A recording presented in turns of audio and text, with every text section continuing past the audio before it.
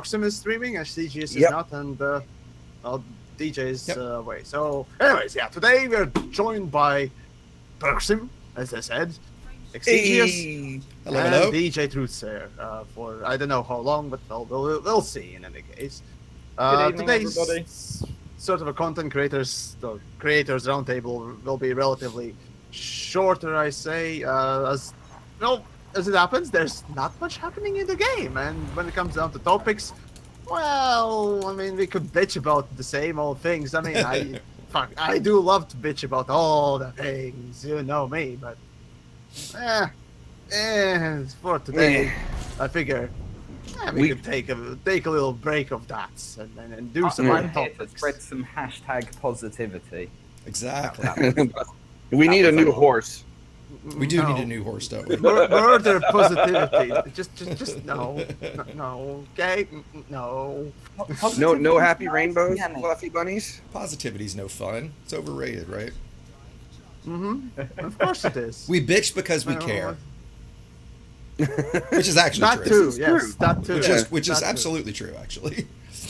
That Right. is true. I mean, if we weren't as emotional about this stuff, we wouldn't be here talking about it. We would just, we'd be annoying some other people playing some other game.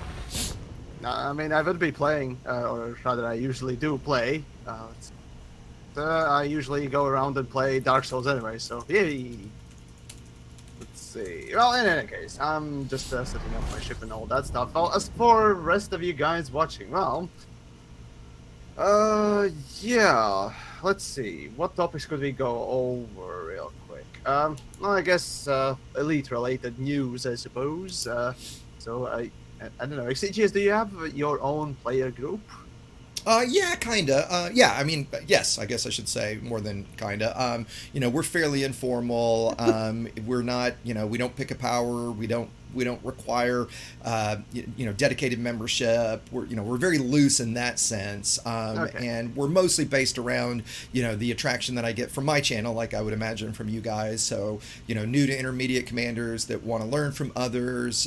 We just today started talking about putting like a mentorship system together, so folks would have an easier path to know who to talk to. And we're also talking about, we already ally with one of the dedicated PvP groups and are making that a little more formal here, hopefully in the next couple of weeks, so that to give a path to to PvP for players that don't know enough about it, hear all the negative toxicity about it. Right before we went live, Yamiks joked about it. That how badly balanced it is, and to help players understand where the bad parts of it are, where the great parts of it are, that kind of stuff. I see. Very well then. Okay, so the question is, well, rather the background, a little bit information of it is the developers actually came out and introduced a little bit of the new submitter for said player faction. So now any Dick, Johnny, and Billy and whatnot else can put their request for a player faction, and if they get approved, well, they get to get that faction for them in game. Now you don't need to wait for months upon basically for fucking ever to get their player faction in the game. I'd love to know how many apps they got in the first first day. It's got to be a shit ton. I was about to say, I suspect the answer to that is more than lots. Yeah. Did I read right? Like in the post I saw, they said something about basically don't contact support until it's been 72 hours, which to me made me almost feel like you should hear a response in 72 hours. Although I would be shocked if it was that quick, certainly right off the bat, given that, like I said, they've got to be just hammered with applications. Well, the thing is they're automating bits of it, where before everything was manual review. So now certain bits of it are automated.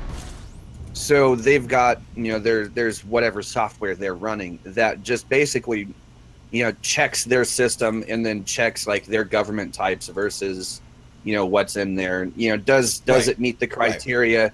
And there's probably, I'm going to assume that there's some kind of matrix thing that examines the group description, to see if there's The name. copyrighted stuff or Right. nonsense things, and Right. that kind Right. of thing, to make sure that everything's kosher before it gives it a yay or nay.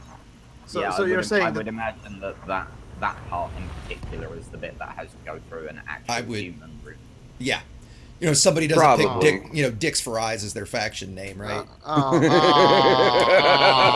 Why not? I love that. Why are people so against Dicks for Eyes player factions? Seriously, they get discriminated, I say. Seriously, this is not fair. That's a bag of potatoes I'm not touching. You're not touching the no. Dicks for Eyes. That's probably a good thing not to touch. Yeah. It feels safe. I see. It feels safe. Yeah, sure.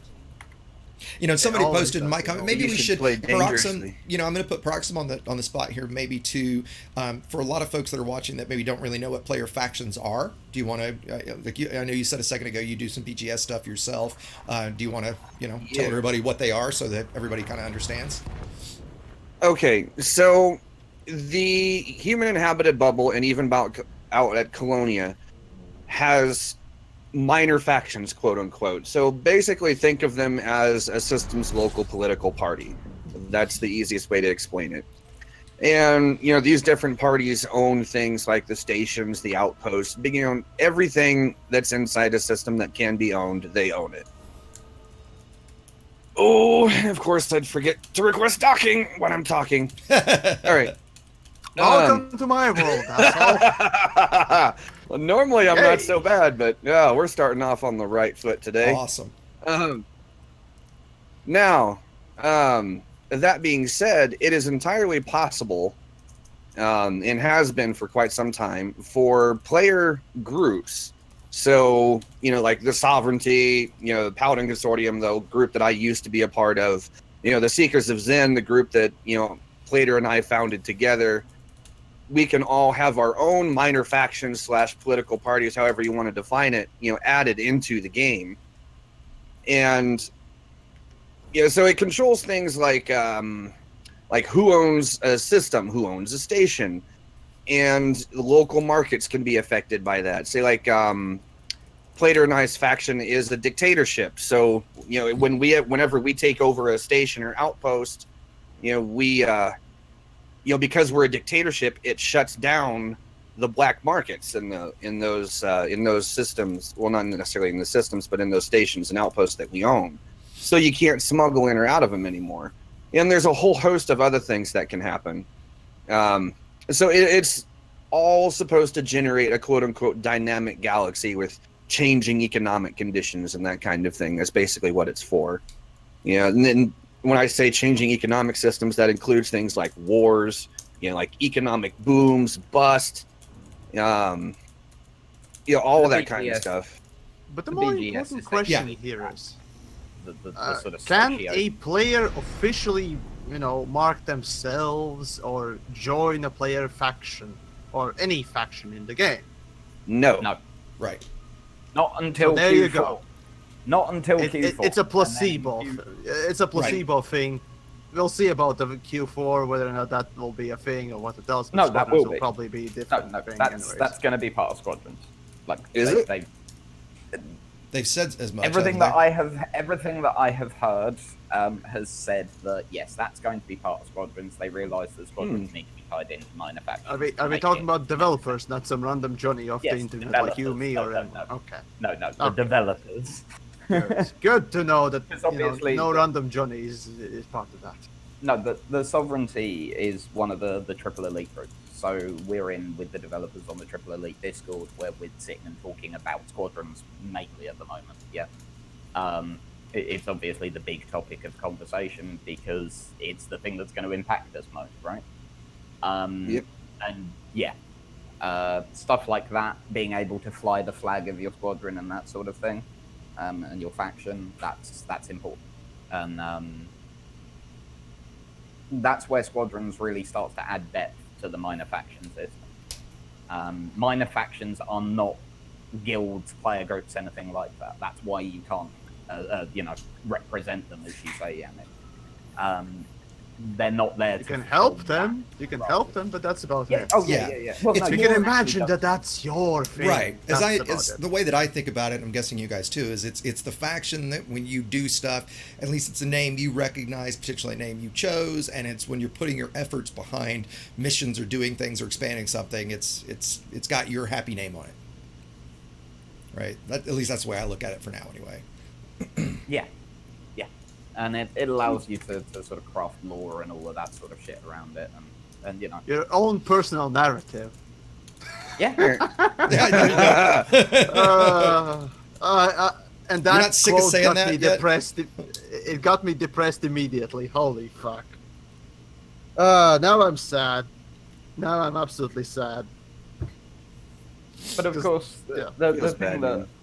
and you know, Xegius kind of brought this up. The thing that player group, the player factions, give you more than anything else is just that sort of moment of pride where you see your faction name in charge of stuff, Yeah, and, yeah. and you know, spread it out and that sort of thing. That's kind of their purpose as much as anything right now. Yep. And that's a great way to Pretty say it. much. Yeah, it's just a make you feel warm fuzzy about something in the game, right? Make you feel connected to it a little bit more.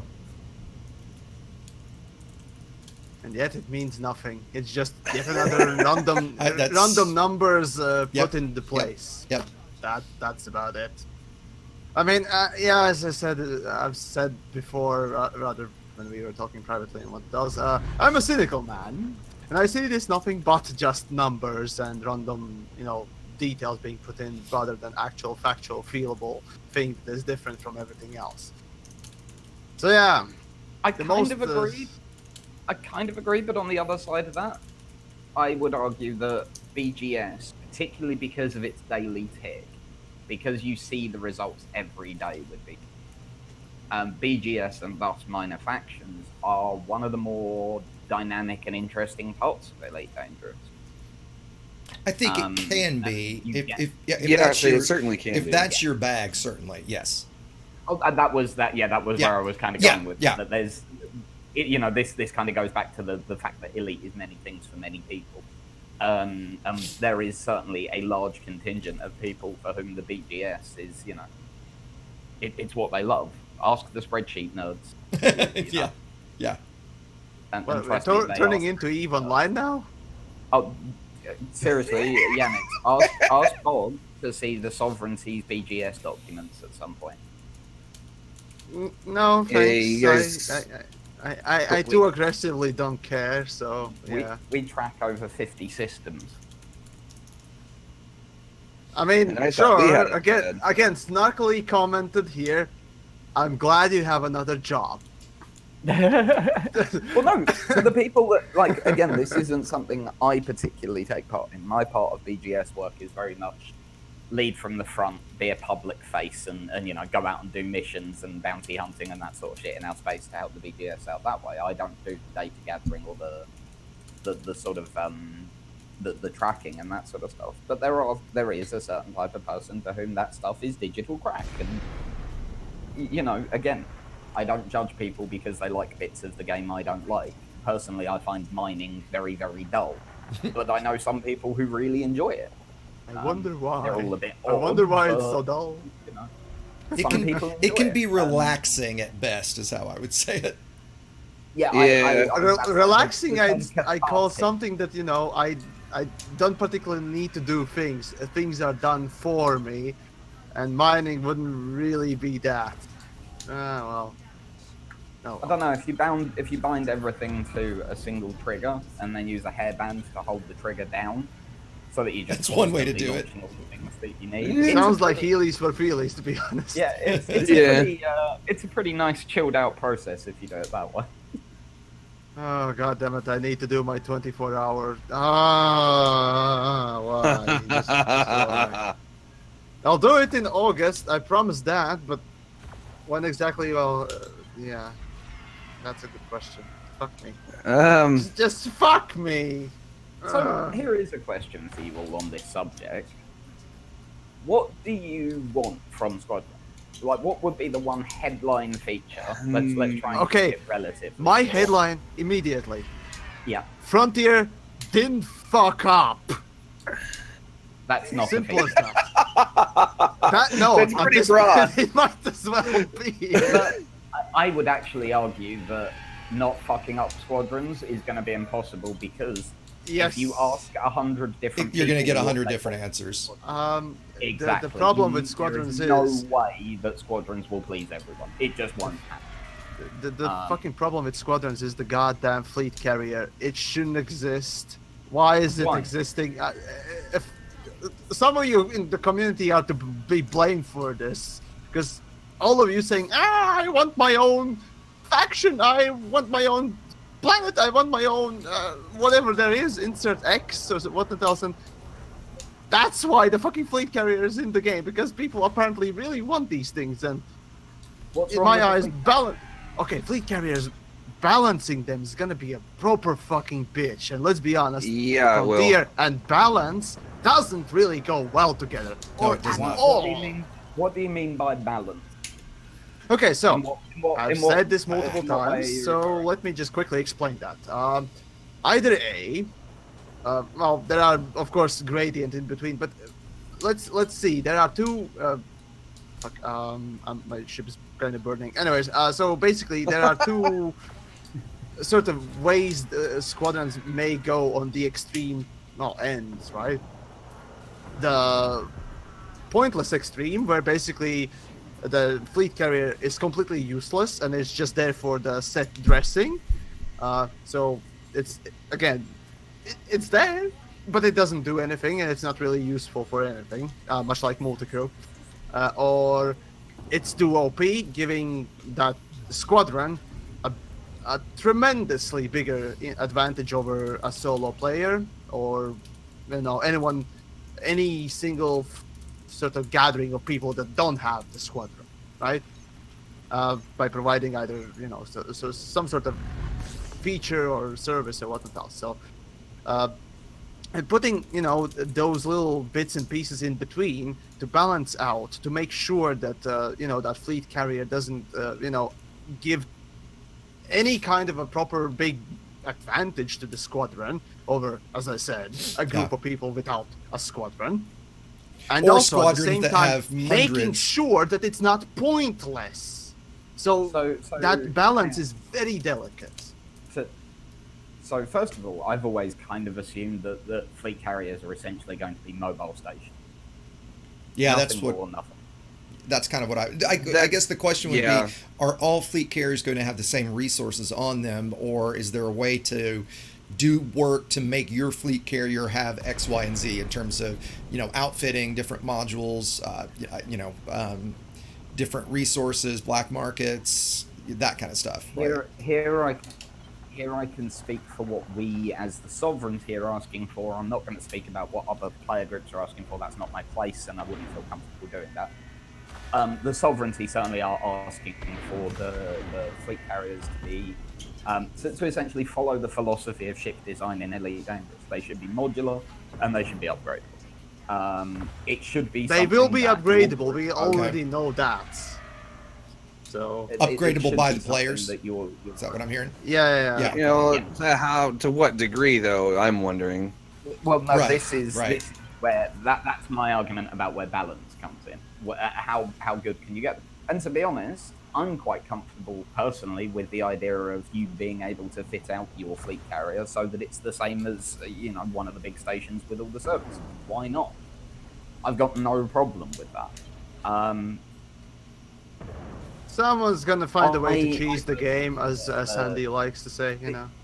Yeah. Well, are you going to have factions, one fleet of the- carriers with 100 members having a different level of station as to one with 10?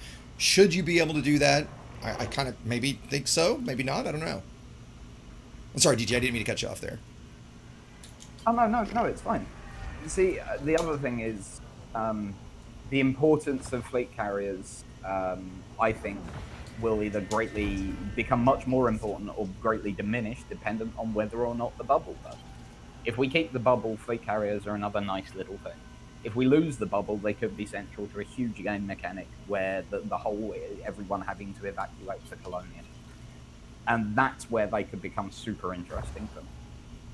And I when would you have to agree. When you say lose the bubble, DJ, you mean like as to the Thargoids, like that, lose it in that sense? Yeah. Okay. Yeah. So very brief segue. The faction of Thargoids we're fighting at the moment are the shit ones. They're losing the civil war between them and the other faction within the Thargoids. These guys are called the Assyrians. There's another group called the Klaxians. The Klaxians are the hardcore ones, and basically what they're doing is riling us up. They essentially see us like a hive of bees, and they're poking us, and then they're going to run away when their mate turns up, and then all the bees are going to attack their mate, is the idea. Yeah. And so the idea is that when the Klaxians rock up, we attack the Klaxians, and the Klaxians spend time wiping us out. And that lets the Assyrians get away. That sounds cool to me. Anything that makes that adds additional threat to me is good. I mean, I remember when the first Thargoid, when it got announced, when we had that first morning, we logged in after after they invaded, and we could at least see them. We couldn't fight them yet then, but my hope was that like 50 human stations would have been destroyed in that first wave, right? To really make something big and exciting. And of course, we got what, 2? Something like so that. This is something I was saying about last week. Hit 10 at a time and hit player groups. Stop hitting these pointless stations that no one cares about, and come after the 10 biggest player groups in the go. Sure. Like that would be kind of nice. Go after stations people actually care about and have an emotional investment in. Because I would love to see him attack something. I'd love to see him attack something in Seoul. Right? Like really. That would actually home. be interesting. Bring it home, right? I right? originally thought that their initial attacks would center on Seoul, Akinar, and Allion because tactically it makes sense. Like hit us where it hurts, so to speak, right? Well, if their goal is to rile up humanity, right, hitting Seoul, Akinar, and Alioth does more than everything they've done put together. Agreed. That also would mobilize the player base. You try and tell me that Seoul going down isn't going to mobilize the feds. I completely agree. It's going to happen, but for how long will people will be interested to Well, I think if they also made. Oh, sorry, Yamiks, I didn't mean to cut you off. Go ahead. As with Thargoids themselves, as it's been showcased, how long can you keep the attention of the space pilot, what else you want to call it, a wanker, how long will that last? How much interest will you gather from attacking that soul and what else? People will just like with the community goals. That depends on what you do the following week, Yamiks. Yeah, that's true. Yeah. I'd have to agree. And the way to do it's very easy right now, and I think this is on purpose, don't get me wrong, because of the way the story works and the fact that we're currently facing off against the Assyrians, not the actual invasion of the Klaxi. At the moment, it's very easy to ignore the Thargoids. You can pretend they don't exist. Right. Yeah. And that's not accidental. I think when the actual invasion arrives, that there is going to become a moment where ignoring the Thargoids is no longer possible. And that's when it starts to get interesting for me.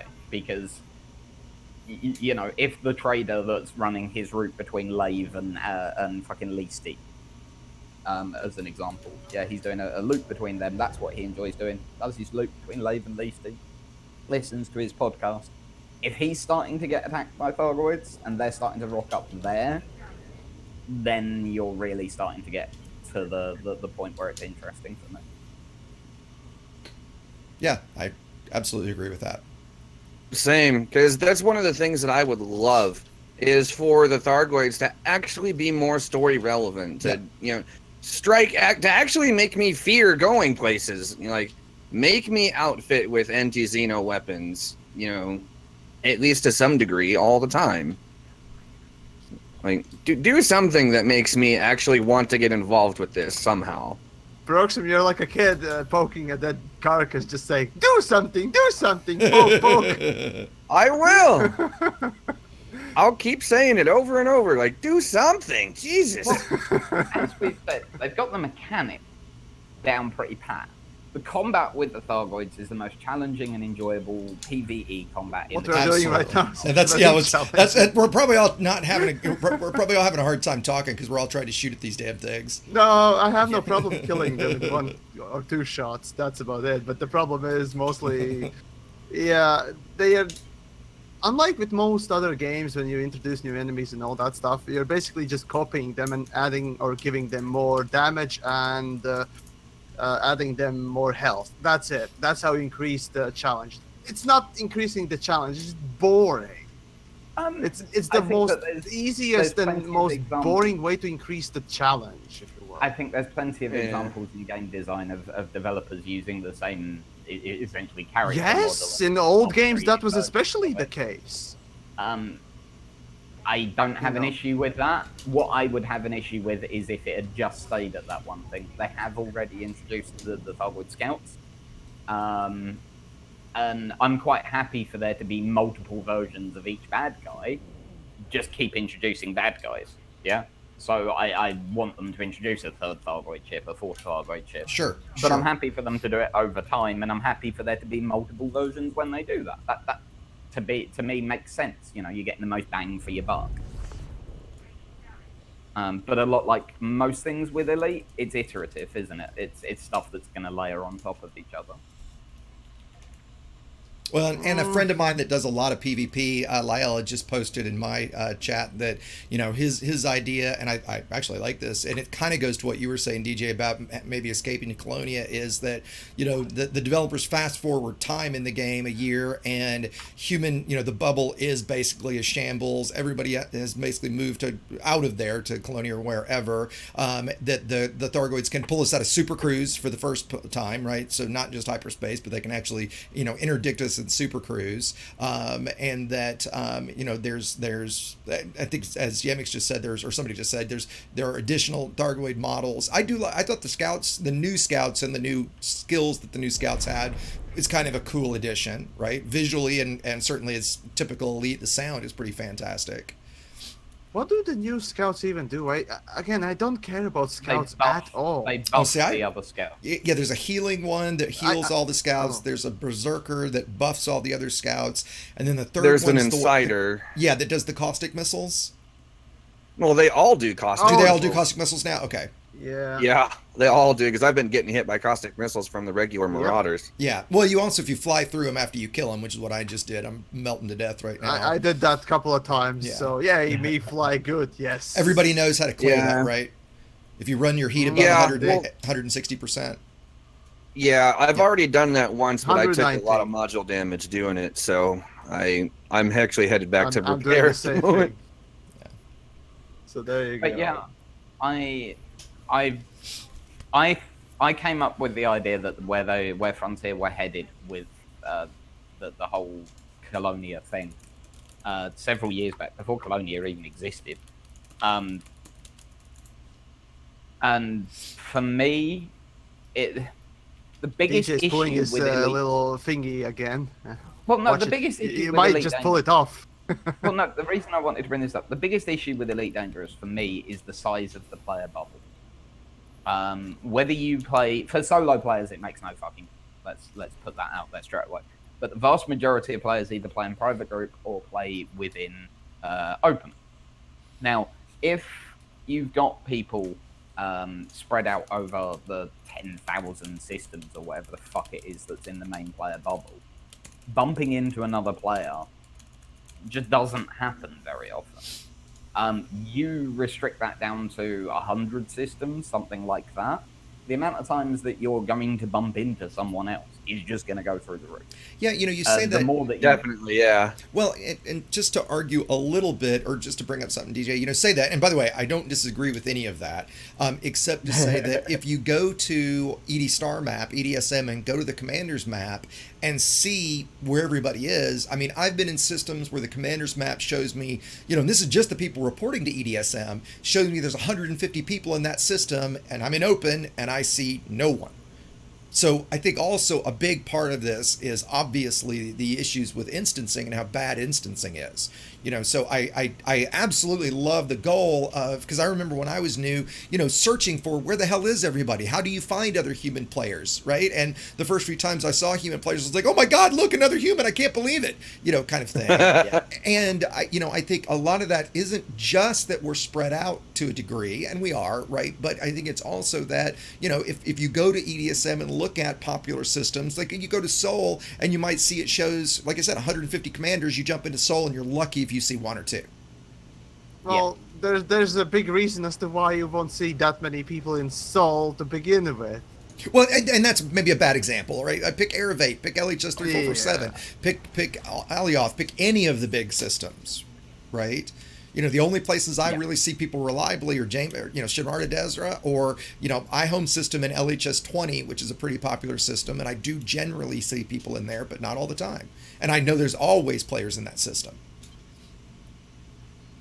Yeah. Instancing got worse when they introduced Horizon. Instancing pre-Horizons was a lot better.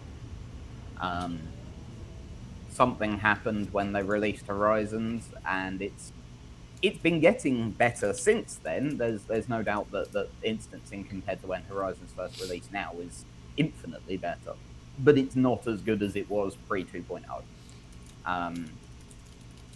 If they can get it back to the pre-2.0 instancing levels, then we'll laugh at it.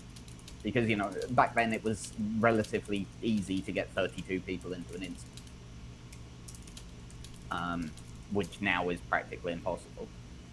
Well, I wonder if maybe they're restricting the number of people that can be in a system in an effort to kind of control some of the peer-to-peer variables they can introduce. Of course they are. That's definitely. Yeah. Oh, absolutely. That's a definite thing. One of the of course, if they allowed everyone to just go right into one instance, then well, first of all, your game is basically fucked, and also the servers are fucked because they're not, or at least they don't seem to be made for that anymore. Haven't been made in the first place. I'm going to be super interested to see how instancing is handled in Fallout 76. Because that's basically built on the same architecture as Elite Dangerous. They've gone for server side for the map, and then the players are connecting to each other on a peer-to-peer basis. Direct quote from someone at Bethesda. I'm not going to name who it was. Not a little someone, but a direct quote. You, as Elite Dangerous players, are going to understand Fallout 76 a lot easier than most people. Well, actually, you know what? Something I've got a question for you guys that I think DJ just said a second ago, or somebody, maybe even my stream said, is that, you know, the majority of the players are in open or in private or solo. Well, according to the forum post, I can't remember who it was by. I don't think it was Sandy, but Sandy said it on stream. Yeah. Is that what it was? It was on the stream. Okay, yeah. The vast majority of commanders play in open. Do you guys buy that? Yeah. Not really. I don't know, actually. I'm kind of torn on that one, personally. I mean, if they are, maybe instancing's a lot worse than we think it is. I think it's a combination of several things. I think it's a combination that stat comes from 3 platforms, not 1. I have a funny feeling that if you look at the PlayStation and Xbox, the numbers of people who play in open, and this is anecdotal, but from the people I've spoken to, open is the preferred method of play on the console. Quite interesting. Okay. And with the consoles, do you get the same start screen and you get to choose open solar? I mean, does it look the exact same way? I mean, I've never actually played it on consoles. Yeah, it is basically the same thing. Difference is they got consolified, ugly-looking, buttons and all that stuff. That's about it. And yes, consoles have ugly buttons. I said it. You can't play open or private group if you don't have Xbox Live or PlayStation Plus. Oh, that too, yeah. But yeah, I do believe that the vast majority of people are in open. I think that this is again compounded by the fact that the bubble's too fucking big, and also I think it's probably compounded by the fact that the busier a system is, if someone regularly visits a system that's super busy and keeps getting destroyed, they're going to jump into private groups going to that system. That Yeah. probably doesn't help either. Yeah. So here's So another. you might get this weird sort of inverse thing where the busier a system is, the less likely you are to bump into people because it gets a reputation. Oh, yeah, I'm gonna say I don't ever go to an engineer base or Shinrarta Desert, for instance, if I'm in open. Never. See, I almost never, I almost never am not in open, because I just enjoy that type of play style and the extra risk from it. And I guess that my question that I was just about to ask is, what do you guys think? Or maybe we discuss the power play or BGS, power play being open only. No problem. Yeah, no answers to problem. that. I still okay. don't really get Yes. why we have 3 modes. I hate that. I really do. But there you go. Because Elite is traditionally a single player series. That's why you have 3 modes. No, it's because we have pre-bad designers. No, That's- it's because the game is traditionally a single player game. Like it- Elite yeah, up it- until Elite Dangerous. Okay, has because always been you single can player still only. have a traditionally single-player game being converted into multiplayer games. It's been done before, and well at that too. The thing is, Yeah. execution was bad, and that's where it is wrong. Also, the other thing with solo in particular is that if you have bad internet, you can play solo. I know people who have played solo Elite Sure. Dangerous for a mobile phone. Sure, Yeah. because you can. and I can see that there And are that's an important and there part are of it people. as Look, the reality is there are people in parts of the world that don't have the internet access that we are all accustomed to, right? Yeah. So I think something has to be said for them. And the only negative I even thought or read about BGS going back or so open only is for console players that that don't subscribe to Xbox Live or PSN. But to them, I pretty much say, well, it's a multiplayer game, right? You should be using. Well, to this, I have two answers. To power play, I'm a firm fan and firm supporter of the idea of power play going open only. I think that's one of the best things that they can do if they want to keep power play as a feature. Personally, I'd burn it to the ground and start again, but what they're doing is certainly something that can start to move it in the right direction, the idea of taking it open only. BGS, I do not think should be open only. BGS at its core is PvE gameplay. It's not PvP gameplay.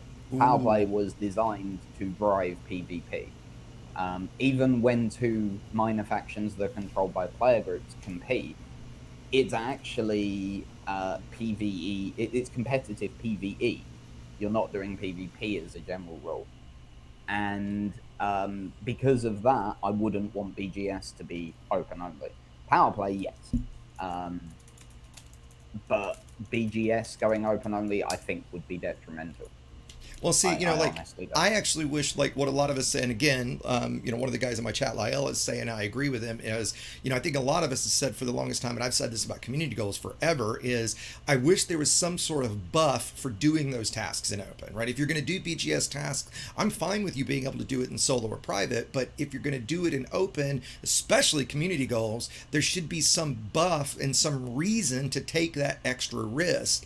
So if I'm just a simple trader, why would I ever do a cargo run in open It's just pragmatical community goal approach. system. I've Right, said yeah. this in my videos Yeah, as well. right. Like give those traders that pick up the cargo, take the cargo, and land and sell the cargo in open the whole time at a CG. Give them a 5x buff, right, to encourage them to take that extra risk. You would get more people in open. You would get more people, having fun. You'd get more people PvP pirating, which is what I do a lot. And I'm not talking about griefing. We can talk about that because that's going to happen. Sure. But Go give people with that your reason. excuses. Well, there, you but fucking give psychopath. people a reason to take that extra risk, right?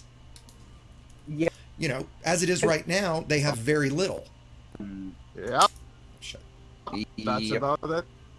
Design This- philosophy, unfortunately. Yeah, it comes down to a design philosophy. They don't want to punish people for being in different modes. And no But matter that's what how they did with the trained, fucking even power if- play to begin with. How?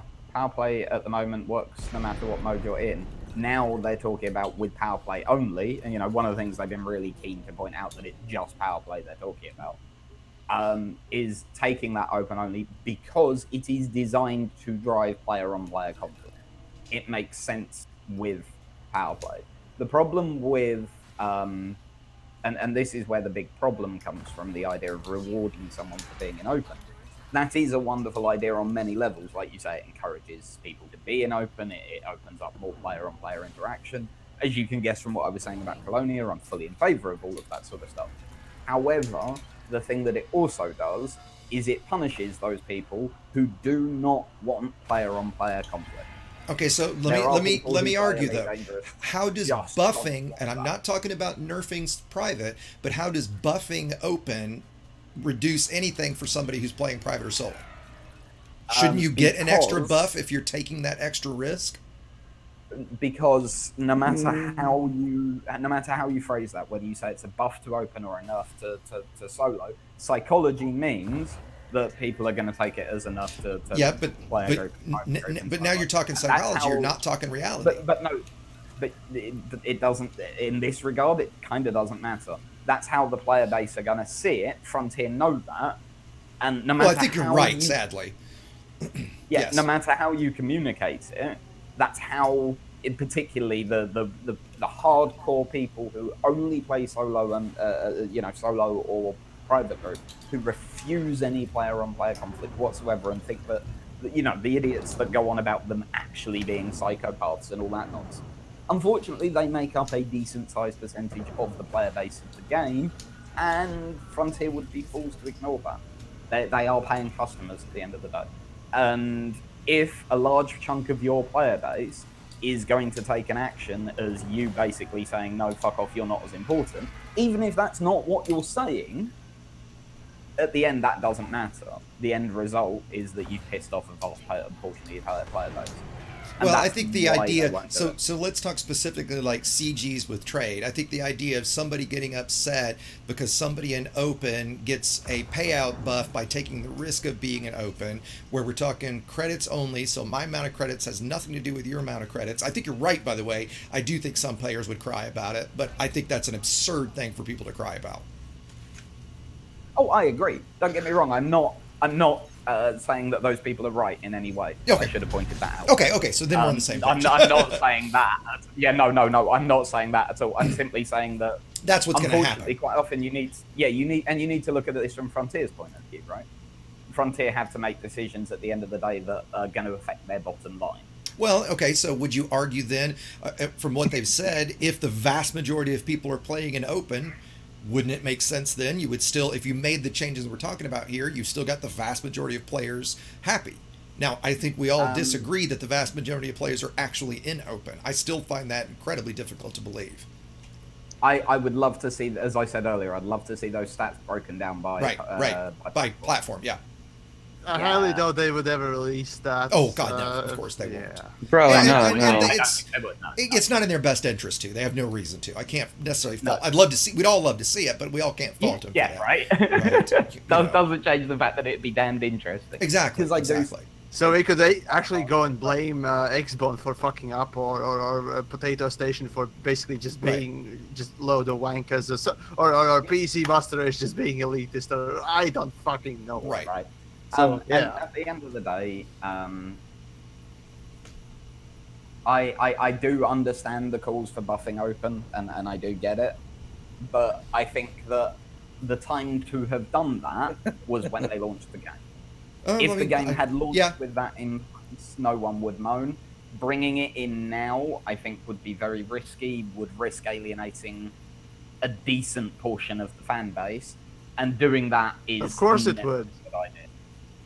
Like, of course, the same thing happens with the engineering, dude. The very same thing is with engineering. They introduced the fucking thing, it's broke as fuck, and now to balance it out, well, you have to pretty much ruin the whole system and make it anew, because it's so ingrained into everyone's ships, and at least, okay, fine, no, maybe not everyone's, because, let's be honest, not everyone is engineering, but a lot of people, a huge portion of the player base is doing that. I will say that is one of the best updates they've ever done to Elite Dangerous. The new update to engineers. Engineering Actually have it an was interesting. it was the best way to fix a portion of the broken system. Engineering is now something that I enjoy, like the process of going through. It's not boring. It's not dull. It's more grindy. I disagree. I completely disagree. Getting the materials, data, and everything before was a fucking nightmare. It was boring. It was dull, and that was why I basically engineered my FSD and went. Material yep, trader is not a fix. It helps. No, the saying it material is, trader, just the material is- trader no. in and of itself is not a fix. I agree with you. The raft of changes they've brought in to do with the engineering system, starting, I think the most important thing they actually did was finally attach decent material rewards to missions. Yeah, I agree. I definitely agree with I- that. That was Did, nice. did they yes. really add something after the engineering change? Really? So, well, no, It no, to got be honest, more prevalent. I don't go out and search for materials. Yeah, I do Oh, not shit, I do do. that. I do missions. Oh no, my tactic for engineering has become I run wing missions with my friends because they're really good fun. And we run the wing missions. We like, you know, we'll go and do those. And you make a shit ton of money, and you make a shit ton of top end material. And when I engineered my crate, I went in with 100 exquisite focus crystals, 100 bioengineered whatever the fuck they are, and 100 of one of the top levels of data. I had full capacity on all three of them, and I just traded them down for everything that I needed. Right, right. The And biggest thing that if you ask me, the single biggest thing that still needs to be changed with that's engineering related, and it's the only like bitch video I've ever done, is high grade USSs. High grade USSs need to fucking go away. It's not the only thing. How it's gameplay where I have to sit here and look and see, wait for something to pop. Oh look, there's something. Nope, that's not it. Let's sit here and just stare at my side panel again for 90 fucking minutes one day. I found 2 of them is absurd. And there are a number of materials other than the material trader. There's a number of things you can only get from high grade USSs. And it's just absurd that's such a core game mechanic. I mean, I don't mind that they exist to make things kind of feel alive. You know, you fly along and you happen to see something, it feels like something's going on. But the fact that that's a main way to farm kills me. Kills me. It's easiest. How do you like that random encounter as a main gameplay feature? Oh Jesus! How It's wonderful absurd. is that? Yeah, it's absurd. There's no other word. Yeah, absurd is pretty much the best word you can use. It's about absurd. that. 'Cause those of you that have played, I don't know, it doesn't matter if you played Fallout 4, Skyrim, or any other game that has random encounters in an open world. Getting a specific random encounter to appear in them is a bitch already, and that is basically what Elite has. If you water down really what that feature is, that unidentified signal sources back in the day were put in the game, obviously to fill the gap in between, you know, the travel from the star to your starport and whatnot else, with at least something to showcase that there's some sort of activity happening. Yeah, that's what it meant to us to be. The USSs aren't necessarily a bad feature. No, it's a good thing. Right. Yeah. It's that you have to use them at times for certain things. That's what's bad. They are mandatory. Exactly. You don't have to use them. They are mandatory for core gameplay, which is disgusting. They're not though. They absolutely 100% are. I do agree. I 100% agree with you. But well, then they're not because of the material trader. No, Again, no, absolutely. I call bullshit. That argument and doesn't sorry. DJ. Here's where I fly a shit ton of whole tank combat ships. The last ship I built required 96, I think it was, core dynamic composites. Core dynamic, whatever. You can randomly get those. Or Imperial. Yes, Imperial shielding. You can randomly get those in combat encounters, but the chances are exceedingly low. So really, the only viable place to get them is from high grade USSs. And at times, I go to Seoul every now and then, which by the way is a great place to find. You can, but it's 6 to 1, dude. The amount of time that it takes is absurd. Right? That is not a fix for it. That's a fix when you need like 2 of something. right? Like, shit, I Yeah. need 2 Imperial shielding. I'll give up 12 of something else to get those 2 to be done with it, right? But as a core gameplay, if you do heavy engineering for combat, absolutely you have to live with high-grade USSs, period. Inherently, material trader is an unfair, basically unfair feature in the game, and it's of course meant as well at this point because it is so unfair because the exchange rates are It's so bad, skewed towards especially 5 to losing. 5. Grade 5 to 5, Yes. 6 to 1 is absurd. It's basically skewed so hard, and that implies the fact that in a pinch, if you need, you use it. That's it. That's Right, what it right. is implied to. Right. Using It's it as a like core trading. gameplay substitute, no. It's That- fine trading down, it's useless trading up. Even trading up or down. Trading down's not bad, you're I'm right. not trading The- down. It's Trading great. down is not bad. You're absolutely right. It's trading up or Yeah. or side to side, right? Trading grade Yeah, 5 to si- grade well, in 5 fact, should not actually, be I would 6 to argue- 1. Yeah, I would argue it's side to side that's the biggest issue rather Right. than even up. Right. I can accept that it's expensive to trade up. Well, and But okay, trading so side to side, give Here- me 2 to 1. here's another You know, idea if you to give run 2 past to you 1, guys. I don't mind. Like something I've Oh, wanted sorry. for the longest time. Why don't the engineers offer us missions and the reward for the mission is an engineered module? So let's just say you go there and Answer you're to that is simple. it's absurd. Developers that we don't have just that. didn't think of it.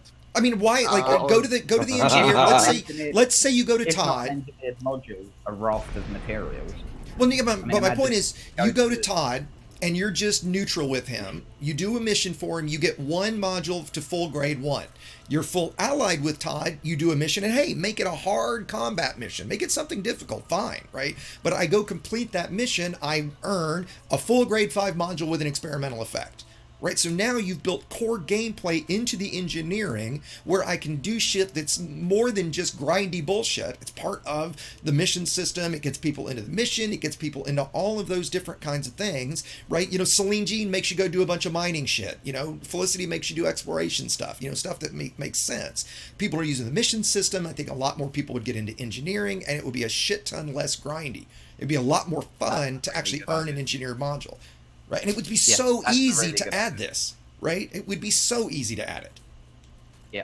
Or even if not an engineered module, credits. Sure, Not sure, credits sure. as in- No, No, no. sorry, like sorry. engineering credits. No. Engineering Yamiks, credits, right? Engineering credits, You're right. not credits as the currency. Sorry, Yep. Okay. That's good. Yep. No, I knew what you meant. I knew what you meant. And Yeah. well, the other thing somebody Yeah, else it's about how to mentioned to me. freaking heart attack. Well, also, no. Engineering tokens. Just There you go, with there you go. engineering Engineering Sure, tokens. There you sure. go. That's a great term. So, Well and done, another yep. one, like, Yep. so, you know, the mission systems now, they give us, you know, they give you, I'll just make it up, they give you 5 exquisite focus crystals, right? Why not Yep. give us a voucher at the material trader for 4 or 5 of whatever we want? Right? That would be wonderful That as would be well. so much better because again, there's so many materials that you cannot get. I mean, Or- what there's maybe 10 materials and data you can get from the mission system, and that's about it. I Exquisite was about focus, to say, biotech. or more realistically, a far easier fix. Just fucking broaden the number of materials we can get from missions. Exactly. That too. Just make that it too. so that every That too. material type Yep. spawns from. Because to be Yep. honest with you, Okay, go DJ, and- no, that's a bad idea. See, okay, to quickly explain the design philosophy behind the material. So now, obviously, I mentioned this before, and DJ probably has heard me say this. So, materials are essentially alternative currency that is gathered by doing specific gameplay types or things in during your thingamajig. For example, data mine Vex exceptions. To get that, the only way you can do that is again scanning wakes. So that's one type of gameplay that you're asked to do. The reason and why you can get data mission- mine wake exceptions from missions. Yes, and that's also the thing is the reason why they are limited to missions. Well, first of all, they are given by missions, of course, to alleviate the need to go and do that gameplay. That's the saddest that's thing. my point. Well, no, that's, Which is fine, which is it's fine, not but- to alleviate, it's to give choice. It means that instead of being It's to down a alleviate. track, If it No, was instead of being made for a forced down a choice, track, then you DJ, if suddenly it have was the made option. for a choice, it was well, it would be given out as the fucking engineers were coming out. At the time, it wasn't. So it No, does it imply wasn't. They added it in as a choice. Just because they add something in later doesn't mean it can't be a choice, Yamiks. It does give you in a gaming the phrase player choice is a very choice. cynical thing. No, but Oftentimes. Yamiks, the truth is it does. If I want to get data mined rate exceptions as a perfect example, Right. I have the choice between going to a mission or gathering them the natural way. Now, the problem that Exegius and I are talking about is that not all materials are gatherable that That's way. right. And That's because right. of the side-to-side trade rate at the material trader, the simplest solution to this, and that's what we're basically talking about, cut it down to the core problem. What's the easiest way for Frontier to solve this? The easiest way is expand the number of materials you get from mission. Make Yep. it so that all of the top level, and it only needs to be the grade 5s. Correct. Yeah, because as we say, there isn't a problem with the trade down rate. But the Yeah? problem is, again, so all it needs to be is open it up so that all of the top level missions, and make it so that, you know, like they are at the moment, they're not the easy missions that give Right. you Exactly. Yep. Fair with that Yeah. too. Yep. and stick with that and make it so that all of the grade 5 materials datas are available through missions. And my other pet peeve with that is give us the natural resource materials as well from missions.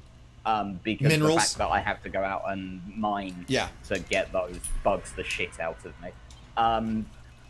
But if you do that, my argument would be that at that point you've introduced enough player choice with everything, because then there are multiple paths to every type of material, that at that point it fleshes out the system and makes it far fairer and far more enjoyable to go through. I had forgotten, like, at the moment it's fairly well done, but the problem does come in where Exegius has pointed out, where you get that rare stuff where Yep. if you need to do a certain upgrade, you have to end up going to USSs to be able to get it at a decent rate. Yep. Yeah. Yep. And when you need That's so wrong. many of them, like, you know, Core Dynamics is exactly. a little bit of an outsider, right? Because when you do a whole tank ship, you need, you know, like 80 of them, kind of minimum for a big level combat ship, right? And so while that is kind of an outlier because of that nature, there are others that are the same way, right? Exquisite focus crystals are used by a lot of different things, right? Although they pop from missions, so They do. easily They do. that Those do at least, right? You know, you can get 4 or 5 of them, right? But it's like proto-heat radiators, proto-radialic alloys, right? You pretty much have to get those from, you know, from high-grade USSs. You know, again, there are rare times you can get them from combat, but it's very rare, and they're very far between. And like we say, if you get it so that they're available through missions. And also, I have to say, the other thing that I would add in alongside this, and I'd love to hear your opinion on this, I believe that when you destroy both an NPC and player ship, the materials that drop when they are destroyed should directly correspond to the upgrades that were on that ship. I'd agree with that. That is to reduce the player cheese. And that's the that same yes, thing and is I understand that's the only why reason. they don't do it. That's with the only play. reason. Yeah, and I have But to with unfortunately agree with NPC that. With NPCs in particular, good God, make it that NPCs I drop agree. those materials. I agree. Or based on, Then, or make those again. Then you're adding in another level by a choice, right? Yeah, or make it a lot more definitive and a lot less random in the sense of, if you kill a federal gunship, you know you're going to get X. If you kill an anaconda, you know you're going to get Y. At least one, if not 2 or 3. You know, if you kill a federal gunship in a federal system at a hazard, you know, like, give us a combination so that, again, when you're searching for this stuff, it's not always just the absolute random chance, the constant random chance. You know, I don't mind certain things being random. Yeah, right. Like, certain things should be random, but when you need to do work to find something, so I mean, we all know there's 2 parts to the way I play Elite. There's the days when I work, I go either farm credits or I farm materials, so that then there's the days where I get to play. Right? Well, why our work has to be work, first of all, and has to be such difficult work at times. That's what I think so many of us get so fed up with. Yeah, and I think they've gone a long way to alleviating and that they have, with mission. 3.0 is definitely a step in the right direction, no question. Yeah, but let's finish the job. And in all seriousness, if you add in that final step, even if you ignore the idea of NPCs being more predictable with their drops, you know, even if all you do is add in so that from missions you can get every type of grade 5 material. Like we say, it doesn't matter about the lower grades, trading down is fine. Give us the opportunity to go out and run missions. You can even assign different materials to different mission types so that you are still, you know, you still have to go out and do different types of gameplay. That's fine. Yep. But do it so that by running missions, we can go and get the materials that we want and allow those of us, you know, those of us that enjoy the mission running side of things, give us that option. I agree. I agree. And there are people who enjoy USS diving. Yep. Again, some Really? people are strange. I guess there's people that Yes, enjoy it- cutting themselves. There out are there. weird people all over There the are place. people Come who on. enjoy. There are people who enjoy mining. Once you get that into your head, nothing in this game surprises. Yeah, there are going to be people that enjoy it, and that's cool. Let them. That's no problem. I'm not talking about taking anything away. Just add in more choice, and I would keep going with that. Like, you know, make it so that, as we were saying, NPC ships are either more predictable or directly relatable with their drops. So, you know, if a ship is running shields that are overcharged, it drops materials related to an overcharged shield roll, right? That makes sense to me.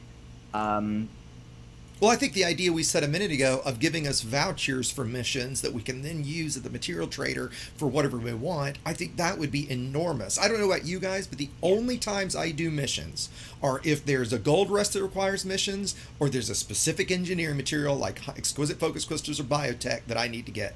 Right? Other than that, I don't even look at the mission board. Because there's nothing in it that I enjoy. Is it? Okay, fair enough, right? Okay, but for me though, I have to be honest, I'm probably slightly different. Wing missions have become something that I've fallen in love with. Wing missions are since yeah, they those aren't introduced unfun. them. I'll give They're you that. horrible. No, Good yeah, idea, I but completely- horribly ruined. I completely Ah, disagree. we can always count on Yamiks.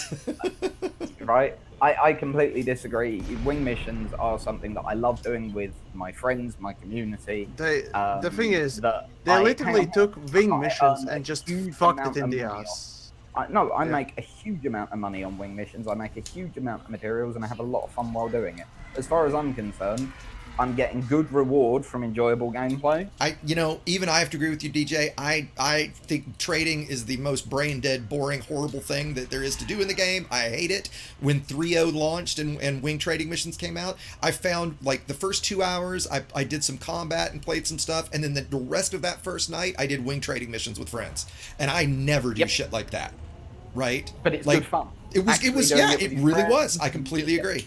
Right? Like, if you get me doing trade, you've done something right. And in all honesty, like, don't get me wrong, Yamiks, I get they're not, again, with every feature in Elite Dangerous, nothing is going to be for everyone. But No, I'm not talking about everyone. I'm just talking about the general design of the wing mission.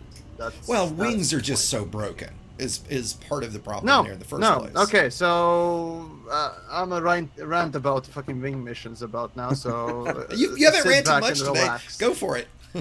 Because you fucking cunts keep talking, and even when I try to get the word in edgewise, DJ shuts me down. Oh, thanks, you prick. Anyways, I haven't been able to do much either. That's all right. anyways, it's all fine. It's all fine. After all, I can't talk all. Anyways, so the wing mission. So what's the problem with wing missions? The idea, good. The execution, horrible. The problem with wing mission is essentially the fact that you have a mission, a typical mission that you would normally have on your solo, gameplay, which is fine, which you would expect these things to be there, right? And just make it for wing. But the way they made it for wing is just multiply the task that needs to be done by 4, while reward is basically the same. That's true. That's it. They increased the required thing to do by 4, and that's it. That's the laziest, most insipid way of making a wing mission. I mean, seriously, you do 4 times as much job, and you get basically just the same payout in general. again, the problem is with the fact, just the simple reward. This is not even risk versus reward. This is simple rewarding. When you compare normal missions with wing missions, it's just horrible. You'd think that, oh, well, you know, okay, fine, in bulk, you tend to do, you know, sort of a lesser reward. Okay, fine, you maybe cut 10% off of the bulk, right? It's fine. I'd understand if the wing missions wouldn't be as profitable as solo missions by 10%. Not by fucking, what was it, 400% less? Oh, how does it, no, it's 70%, 75% less. There we go, that's the correct math. I'm just going there. So that's the fucking issue with it. It can be rewarding, and it is rewarding, well, at least when the missions are actually competitive. Oftentimes, even with the 4 times as much work put into the mission that you need to do, are outclassed by solo missions in price, or reward rather. For trading missions, there's nothing but reward and task you need to do. When, of course, you're not counting in all the, you know, the threat that the, you know, pirates cause and what it does, but that's a whole different thing.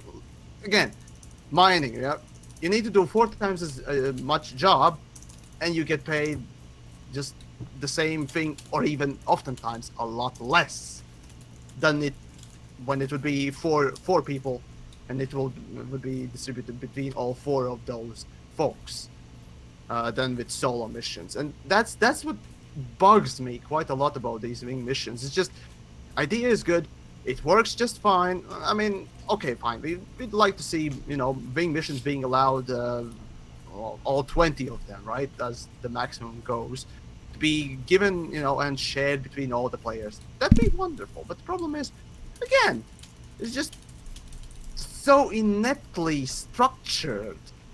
It reeks of laziness.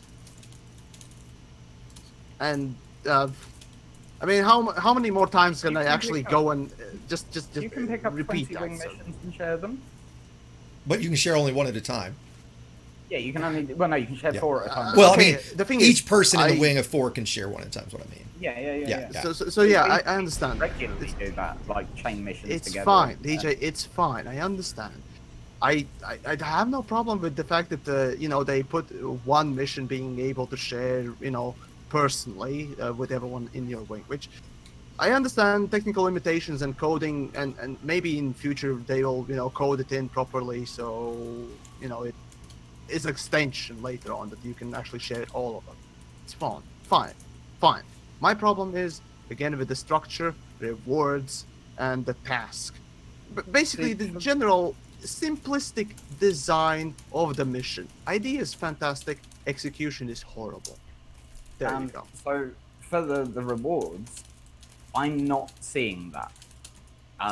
From my, again, you know, I'm one person, anecdotal evidence, but running the wing missions in, because 2 we people, use 3 wing missions people. quite often. These no, you wing run a missions wing- become profitable only when they're competitively profitable. right. With I'll agree with solo that. missions only when there are 4 people in the wing. Well, and as even said 4 before, people because with Type 9s or even cutters, then, right? yeah, even then, I never run a Type 9 in wing missions. that doesn't I matter always- what type of ship you run. Doesn't fucking matter what type of ship you run. It doesn't. It just simply just goes and well, you take basically a solo mission, multiply its required task by 4, and that's it. And of course, reduce the reward, which is even more insulting. Fuck. Even a couple of patches ago, or was it the last patch they did? They basically reduced the wing mission payouts, and then, when playing in solo, they became actually when you start playing in a wing, these last couple of you know, weeks or what else in the wing missions, they were actually back to properly profitable rates, even more so, encouraging people to play with wings, because, you know, again, if you're solo, well, you're making okay money, you're making less than with solo missions, but well, there's a lot of things to do, and well, if you don't mind losing a little bit of money by just doing it solo, well, fine, go for it. But when you have more people, well, then it becomes actually properly profitable and even better, more so than normally. But no, next patch in, we just nerfed the fucking rewards even more so. So now, solo missions for solo players and even for wing, what is the point? You might as well just go and pick up solo missions with your friends in a wing, doing your own solo things, and deliver them that way. You're earning more money that way. That is material-wise or what else. And also, you don't need to limit yourself to 4 people if you're doing solo missions as well. So, even that. I've earned over What's the point of 600 wing missions then? the last patch doing wing mission, just doing wing mission, and not like it's not like it's an every night thing. Yeah, I've made a huge amount of money doing wing missions recently. Yeah, you can quite easily make a massive amount of money and materials from doing wing missions. But Well, I got not a as much question, money as with solo missions. Paroxsym, you've been I kind of think quiet a on lot this. of that. Oh, yeah. Sorry, no, go ahead, JJ. I didn't mean to cut you off. Well, I was just going Paroxsym. to say, I Yeah, think finish a lot that. of that does also depend on BGS. For instance, yes, you take trade missions out of a boom system. Right, it does to a degree, yeah. Like the trade wing missions out of a boom system are scary profitable. But Like, trade really, missions in really boom scary systems, profitable. solo versions are Oh, even more profitable. I disagree. We've been making more Really? money out of Have you doing- tested it? Because I Yes, have. we I have have tested it, been. and I have seen the numbers, mate. Okay. Again, anecdotal evidence. We've been making a shit ton of money doing it. But then I always run in a wing of 4. Like, I'm always in a wing of 4. That has to be said. Which is fine. Even so, again, it's sheer simple math that you do with these missions. In fact, I could actually, yeah, it doesn't matter if you're in Boom or anywhere else. It doesn't matter what type of system or what circumstances you're in. Wing missions, unfortunately, are, well, as I said, just a cut down version of a solo mission extended for 4 people in mind only. Otherwise, well, what's the point in doing it? So yeah, I don't know. Again, I don't want to repeat myself, so I guess I'll just stop ranting. It's just wing missions. Yeah, you say they are extremely profitable and whatnot else, which is fine. That's your perception of the money you gain because you had fun time doing things with your friends, which is, again, it obscures the reality and the facts. And I presume that's what you're not taking really in account, because, well, I'm not hearing any facts from you, unfortunately, then. The facts are that I've made a massive amount of money and materials in the last few weeks. That is perception of the amounts that you made. Have you compared with, whether or not you would make as much money or more doing solo missions? That's what I'm sort of talking I'm doing about. stuff that I'm enjoying compared to stuff where I would be bored off my brain. No, sure. I enjoy what I'm doing and I'm getting decent rewards from it. For me, that's a good, yeah. That's the facts and it's not just me. There's a lot of people, like the fact that I'm always running with a wing of 4 and it's not the same people every night. Yeah, people do enjoy them. That's a fact. No, definitely. I definitely enjoy wing missions as well. After all, watching paint dry with a friend is more interesting than watching it alone, obviously. Of course, that's just the example, but you get the point. Doing something with someone that you enjoy doing something with, obviously, is going to be more fun. But the rewards are good enough that even if I might be making a little bit more doing solo missions, or even a lot more doing solo missions, which certainly hasn't been my experience, that may be the case, yeah? But in my experience, I've been making a shit ton more. It's anecdotal evidence. Yeah, so absolutely. That's all it is. Absolutely. Just one person's experience doesn't mean that it's all there. And besides, no, you again, don't take no. it for all that true, because again, there are no facts being given. But so I'm a factual cunt, but well, there you go. But the honest truth is, I would rather do something that I enjoy for less reward than something that I don't enjoy for more. I'm not bothered about. When it comes to games, I'd prefer to have some sort of extra incentive as well. on doing something with perhaps even maybe someone that I don't know, or encourage new players to join Wings and so on and so forth. So when it comes to games, a place that is, not real life, where things are supposed to be designed fairly, presumably at least. Yeah, then we have a problem. Yeah. When you're not really designing a feature in the game that is supposed to be properly fair and actually, well, testable fair, then yeah, you're gonna have problem. It's just, what's the point of it? Again, with wing missions, you said, yeah, that's actually a great example. You make a lot of money, okay, fine, but you can do solo missions that will pay more, and you can still do it with friends, even more than just 4 friends. It's just that you individually have to pick up your own solo missions, and that's it. So, in that regard, you're basically gaining that enjoyment from just someone in your party picking up the mission and distributing it to rest of your wing. That's the only difference that really, between the solo and the real mission you get, or the wing mission. So, is it really worth it? I don't know. Really, I'd much rather just pick up solo missions, and like doing whatever you do, or just do the same sort of objective. Coordinate each other. Of course, you're not gonna get the same sort of missions all the time and all that. That's the thing that is the downside for wing missions. You're not getting the same mission for the same target or whatnot else. Yeah, that's really the I mean, you can get lucky for sourcing missions. You can, say, "Oh, okay, I need the assassination missions are good fun. Which ones? Generally going after a ship in quite a large wing. Assassination. And they tend to be good. The assassination. Yeah, assassination mission is the only one. But even then, in fact, you can just wing up, go for assassination mission, jump into your mission source thingamajig, and help out, but just not kill the target. Just leave it to 1% so that the person that is supposed to have that mission kills it. You can still do that with a wing without being a wing mission. That's the point. That's the theme.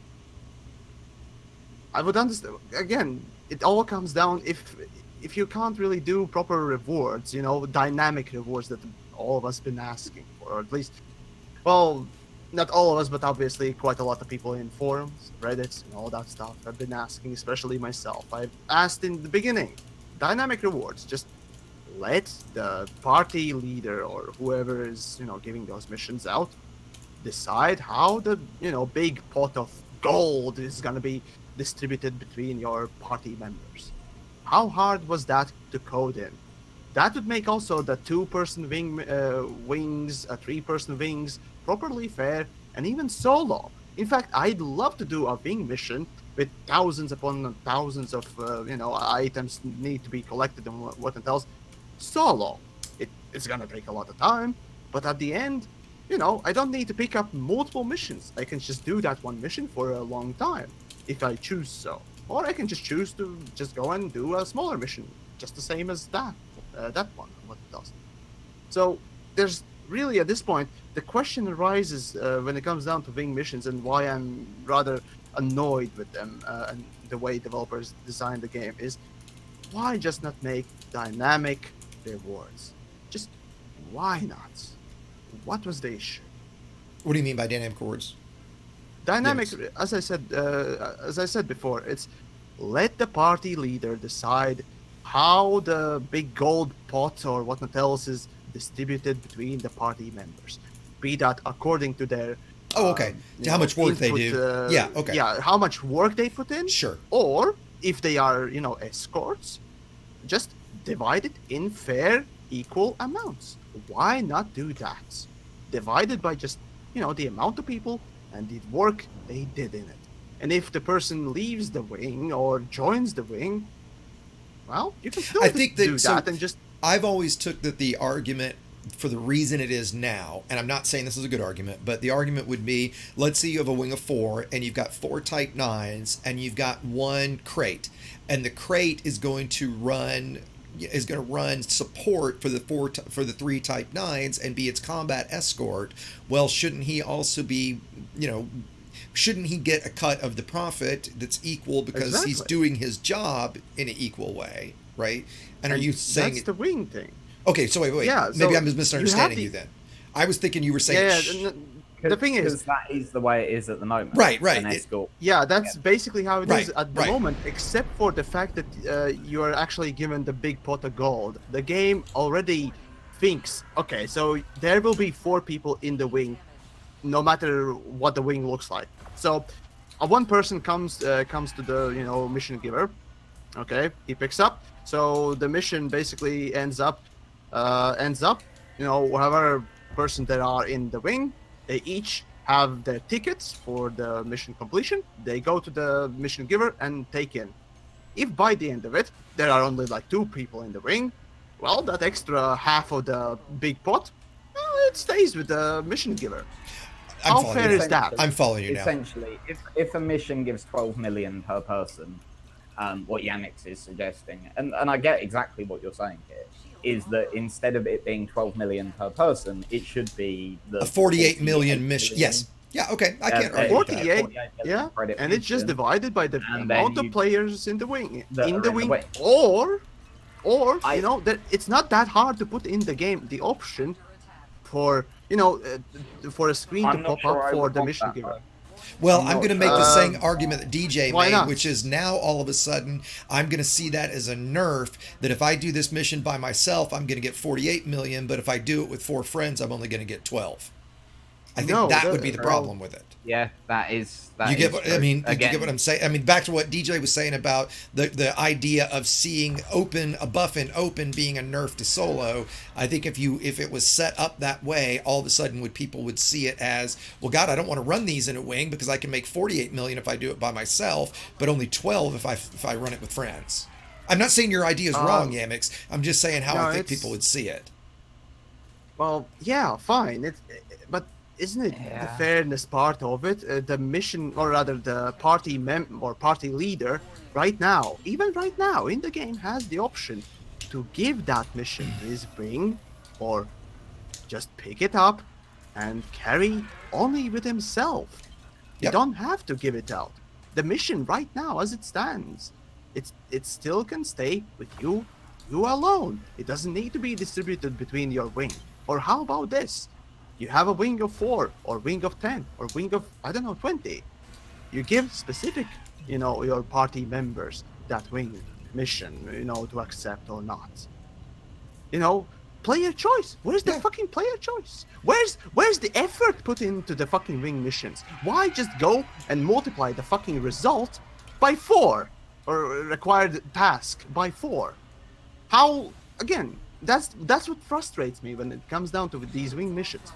They could have easily wrote that whole fucking thing in.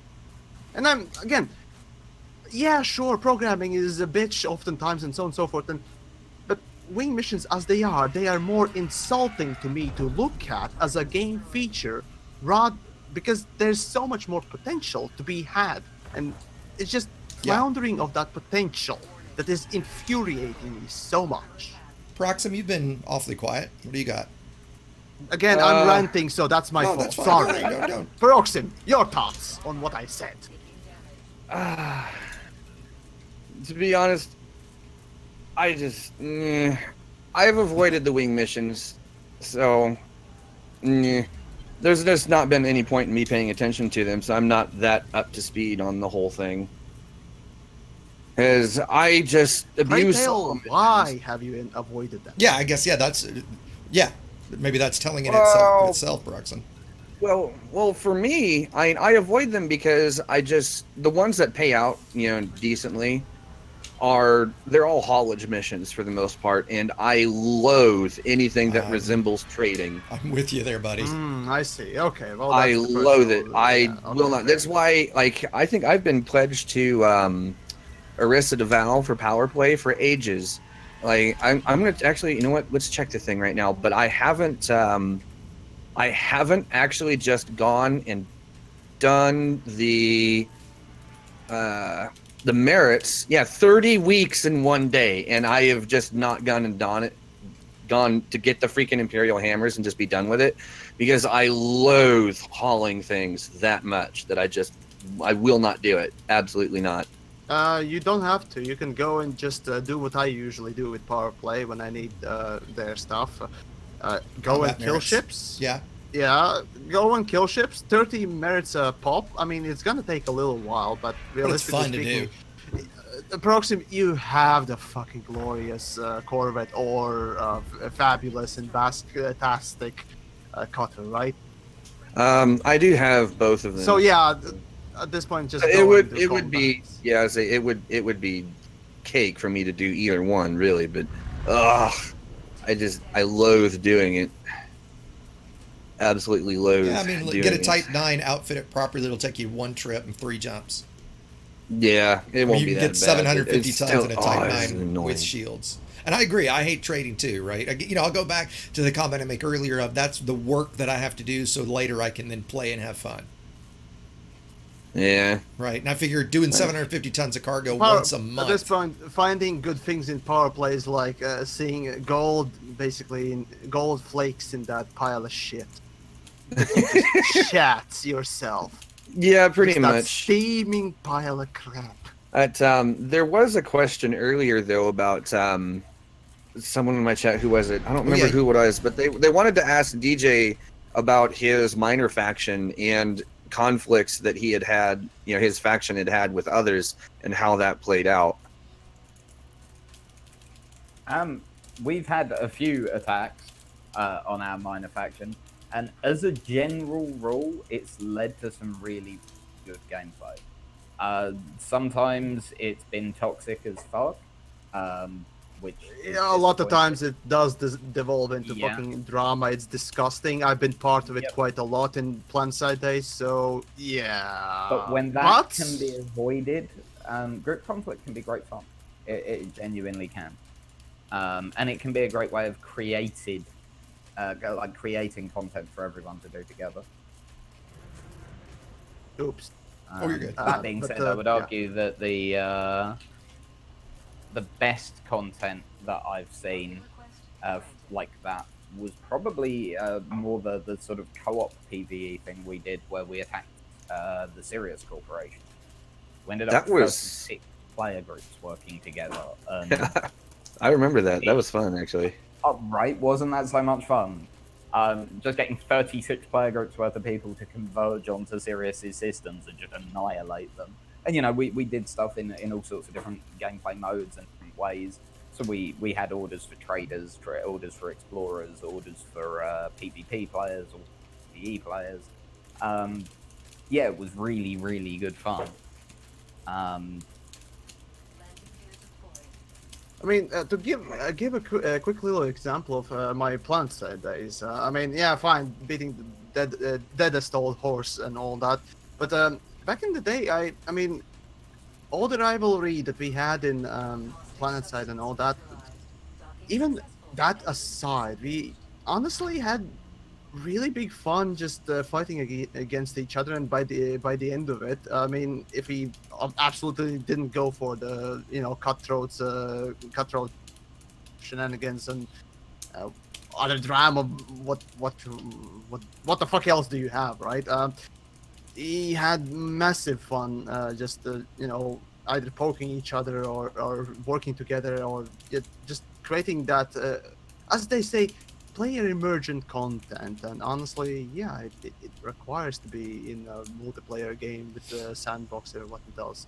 Even without a sandbox, a shooter game like Planetside, which is technically not much of a sandbox, it managed to do it, and this day still does to a degree. And Elite is a perfect prime example of that potential, player emergent gameplay to be there. But how much is there? Well, it's dependent on the features that we have. I mean, how much can you do with a player faction, really? And how much can you really do with a power play? Fortunately, so yeah, I don't know. Dead air. When done right, player group conflict When you're frenemies, it's great. When Oh, people it's start to super. take things personally, it's terrible.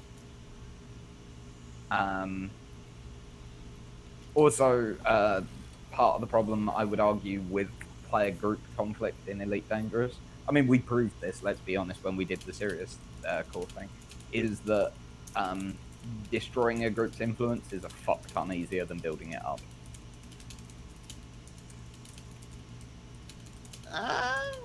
Although the ATC... It depends. It really depends on... between the cases, it's hard to generalize. Really, it's almost impossible to generalize. So, Nuking yeah. a faction's influence is fairly easy. I will have to agree with that. It's not hard. Building a faction's influence back up is a lot more difficult. Yeah, I'll admit, I hardly ever do BGS stuff.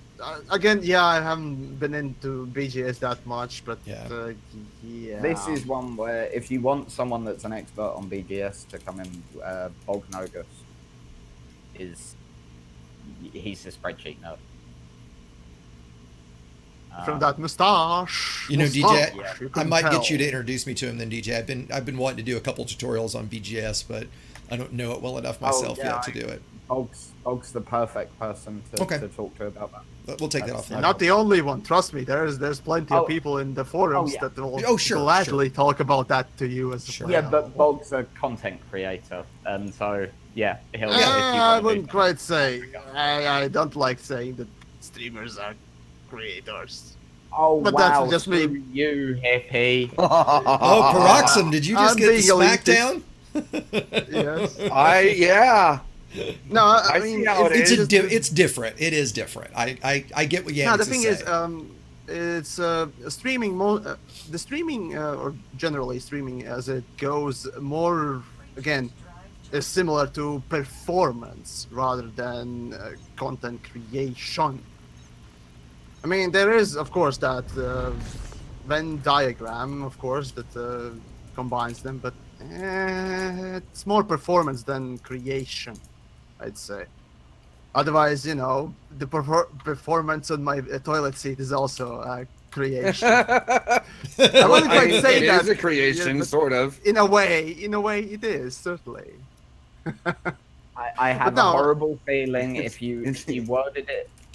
If you worded it pedantically enough, you could probably sell a toilet bowl full of shit at the Tate Modern or something similar. Let's be honest. Oh yes, everyone can do that. Someone managed to do it with a bed with a load of rubbish on it. I can firmly believe that if you're pretentious enough about it, then there's plenty of hipsters I know. Yeah, well, right, maybe not exactly no, but well, there are those things. Yes, indeed. So yeah, it's. Again, I'm just being elitist and whatnot else, just for the lols of it, I guess. If we can, if you guys, I think we've almost beaten these horses to death, and I think Paroxsym had a good topic. If you, Paroxsym, you lead into it, or do you want me to just let you go? Do you want to talk about that? Basically, the question was, somebody in his stream asked, how would we fix the very slow storyline and the fact that so much of the game is hidden, and that a lot of people experience large portions of the lore and I'll just leave it at lore of the game through channels and stuff like we put out. The number of people, I mean, I randomly put out a video on Jameson's crash site, and the number of comments I got from people that not only didn't know what the hell it was, who the hell it was, that it was even in the game, where is it, that kind of stuff. I think we all would know or agree there is a lot of that stuff in the game, but nothing in it's almost never exposed to us, right? Is that what you were getting at, Paroxsym, with that question? I think that's what they were getting at. Yeah. And why don't you you've been kind of quiet. What do you think? How do you think that could be fixed? Do you? You need to make this stuff a lot more front and center, because I'll put it to you this like the Thargoid story. I can actually use that as a really good example. Sure. Yesterday, I was meant to do Thargoid killing all day, for my stream, and instead I only got to do it on the the last third of the stream, because none of the tools that are needed to figure out where these things are hiding at. Yep. Every single week are in game. There's I went to Canon there's Research no to find articles that came out. Yeah, we'll see. And You, when I me, was and everyone streaming, else. Yep. the Canon website wasn't even up to date when I was trying to do Oh this. wow, really? Yeah. So I Falling was down sitting on here the trying to job. figure out where everything. So I was sitting here trying to figure out where everything was at, and I couldn't find it. It wasn't in the game. Canon. It was still too early, I guess, for Canon's website and the Lab 69 stuff to be up to date. And so I had to rely on my viewers to, go and figure it out for me. And that is not exactly ideal. If I want to know, Understatement of the day. yeah, Don't say. I mean, I'm trying to be a No. little Less than pleasant about it. But, Yeah. You know what? I did but, the same thing yesterday, Paroxsym. I went and randomly did some Thargoid stuff, which is the only reason I know some of the systems they were in. And I was in the same boat. I had to go to the Anti-Xeno Discord to find them. And when I went, remember earlier I said, well, let's not go to Bach because they're not there. Well, and you're like, no, it's not bugged anymore because they weren't here for the first time I came here yesterday, right? Yeah. See, and that's why I actually started to I was restreaming the Frontier stream because I was convinced that they were, gonna not run into anything because I was sitting in these places for an hour trying to get things to spawn and couldn't find anything. They probably pulled one of those Cody thingies, Well, Who no, knows? they used dev magic and moved themselves from Shinrarta Desert down to the Pleiades. That's what they did. Oh, that's just rich. Yeah. I mean, okay, I fine. was- That's acceptable to like- me. Honestly, I don't mind it at For a all. street, sure. I don't either, actually. Because again, I understand the dev stuff, and honestly, I'm surprised that they don't do more of the dev magic stuff because, well, you're limited to. Usually, they do stream for what, hour? Yeah, two only an maybe? hour. So it would make sense to use that. I would use that. A lot of other developers do use Sure, that. of course. To showcase things. After all, it's. It That showcases said, things I and- want to see the but, developers do a stream once where they fully engineer one module or unlock a Guardian module or something like that. Do the grind that we do. I want to watch them do it. Yeah, Good exactly. luck. Exactly. Oh God, that would be a shit show. Yeah, of course it would be. Right? Which is I'd why, of course, love they're to not see going to do that. it. But especially back when sorry, tangent here, especially when they first came out and the requirements were so damn high. That was horrible. Oh man, I That would was love to see horrible. them log in and out 8 different times at that fucking puzzle and just do it over. And people be on stream like, man, why are you guys doing the same thing over and over 4 and 8 times, right? For a second, Yeah. I thought that you were about to mention the first engineer iteration. Oh, even that. You know? Oh God, when we had that Oh, cargo, God, no. when we needed cargo, right? Like, yeah, go get all the materials, Yes. go buy all the cargo, go. Oh yeah, yes, completely agree. Right. Still, I would love to see them. I would love to see them from start to finish collect the materials and engineer a grade 5 module all the way to grade 5 with an experimental. The whole process. Of course, that stream Talk would be about take 4 your to own 6 medicine, hours huh? long, right? Oh my Anyway. God, that'd be rich. Sorry. Now you got me ranting. Oh. Back to finding stuff in game and how that can be improved, since that was the idea. Oh. Yeah. Okay, my quick answer to that would be a simple MMO style quest. That's it. Done. Yeah, why aren't there missions, for all this kind of stuff, right? Why aren't there missions? Well, there telling are us- missions for the Thargoid stuff, but only they're if not you know where to exactly. Only if you know where to find it. Why isn't there a weekly Galnet article that is all of the new stuff, all of where all the Thargoids are, all where all the attacks are? Why is none of that presented to us really in game? Yep. Well, see, here's the thing: is when the Thargoid stuff first came up, there used to be a weekly article that would tell you where the Aegis megaships were at. At least I'm pretty dang sure. Yeah. And I don't remember, but then again, I didn't follow that closely. well, I So, only remember yeah. something along those lines because I used to look at them every once in a while, and if they were close enough, I would go out to just to go look at them for a minute and go, haha, idiots, and then come back. Hey, That'd be guys, about it. guys, I've been summoned. Oh Hey, my! look who's here! I was hoping you'd Oh, make it. and an amusing note from yesterday. they were doing the stream in open, and SDC and Harry Potter ganked them, and it was funny. Of course they did. Of course they did. Well, and by the way, just so mean- everybody knows, SDC is no more. Just to be clear, there are Oh, new groups technically that they are, grew out of aren't it. there? Yeah, they never if Lyle died. If Lyle is still listening, he can maybe correct me. But as I understood, it was disbanded, like a few months ago. No, it's Lyle, still if you're there. listening, Still- correct me if I'm wrong. I still see a couple of people still carrying the SDC mantle, so Okay, maybe maybe some they're guys just do. leftovers. Okay, I'm okay. in the It is SDC still around. Discord. Forgive me. Okay, Lyle No, just I'm- corrected me. Yeah, see, Ah, there you I'm go. in the SDC Discord, so yeah, I pretty much know what they're up to most of the time. Top tier is the place Right, to be, I suppose. Right. Top tiers where the Again, where all yes, the, where all the I'm big just guys simply went. a Rinsler fanboy. That's about it. Oh, who isn't?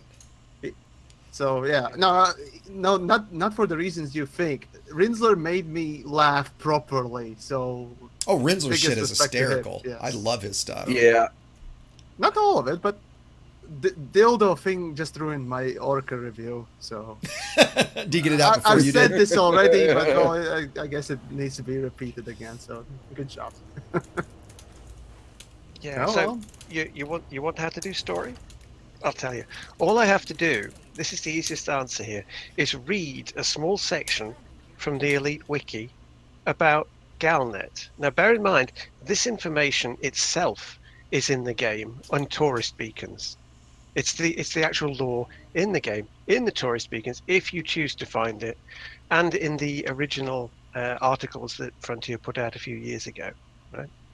Just listen to this, right? The Pilots Federation derives the bulk of its wealth from the Galnet data network. Originally a system of ship bounty and star chart data, it evolved into an interstellar aggregator of market information and galactic news. By 3300, the Pilots Federation was not only the dominant provider of this information, it's also the main manufacturer of the hardware and software serving this data. Today, Pilots Federation systems are fitted as standard on virtually all independent starships and some militaries. Thus, the Pilots Federation's Galnet system has a near monopoly on all shipboard and station embedded systems. The trusted nature and politically neutral stance of the Pilots Federation means there's little resistance to it. Over the centuries, this allowed the Pilots Federation to grow into one of the dominant financial superpowers of the galaxy. There, that information is there. Why are they not using Galnet, the Pilots Agreed. Federation's news organ, to give us information? Yep. I have an answer for that as we because fly I'm in Galnet. I have an answer for that because I'm in Galnet right now. Well, I was until someone rammed me. Dick. Sorry, we're shooting at each other out here. I'll tell you why they're not using Galnet to push, relevant stories, because they're talking about freaking children's shows and camels in space. What? Yeah. In That's Galnet? true. Yeah, That- yeah. Go. They have watered it down and dumbed it down and muted it so much it's appalling. It's like they're deliberately trying to disempower the Pilots Federation entirely within the game, and Yeah, that is disgusting in my Oh opinion. my God! They actually do. Oh, Yeah. what the? I actually told are. you I'm staring at it right now. Yeah, All right. Classic Now I've children's got it. show returns. it's like they're not just taking the power away from the Pilots Federation. They're slapping you in the face with it like a big wet fish.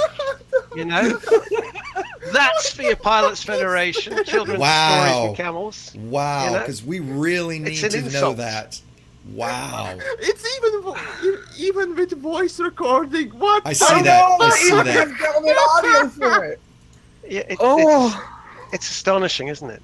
this is painful. If I was a conspiracy so theorist, funny.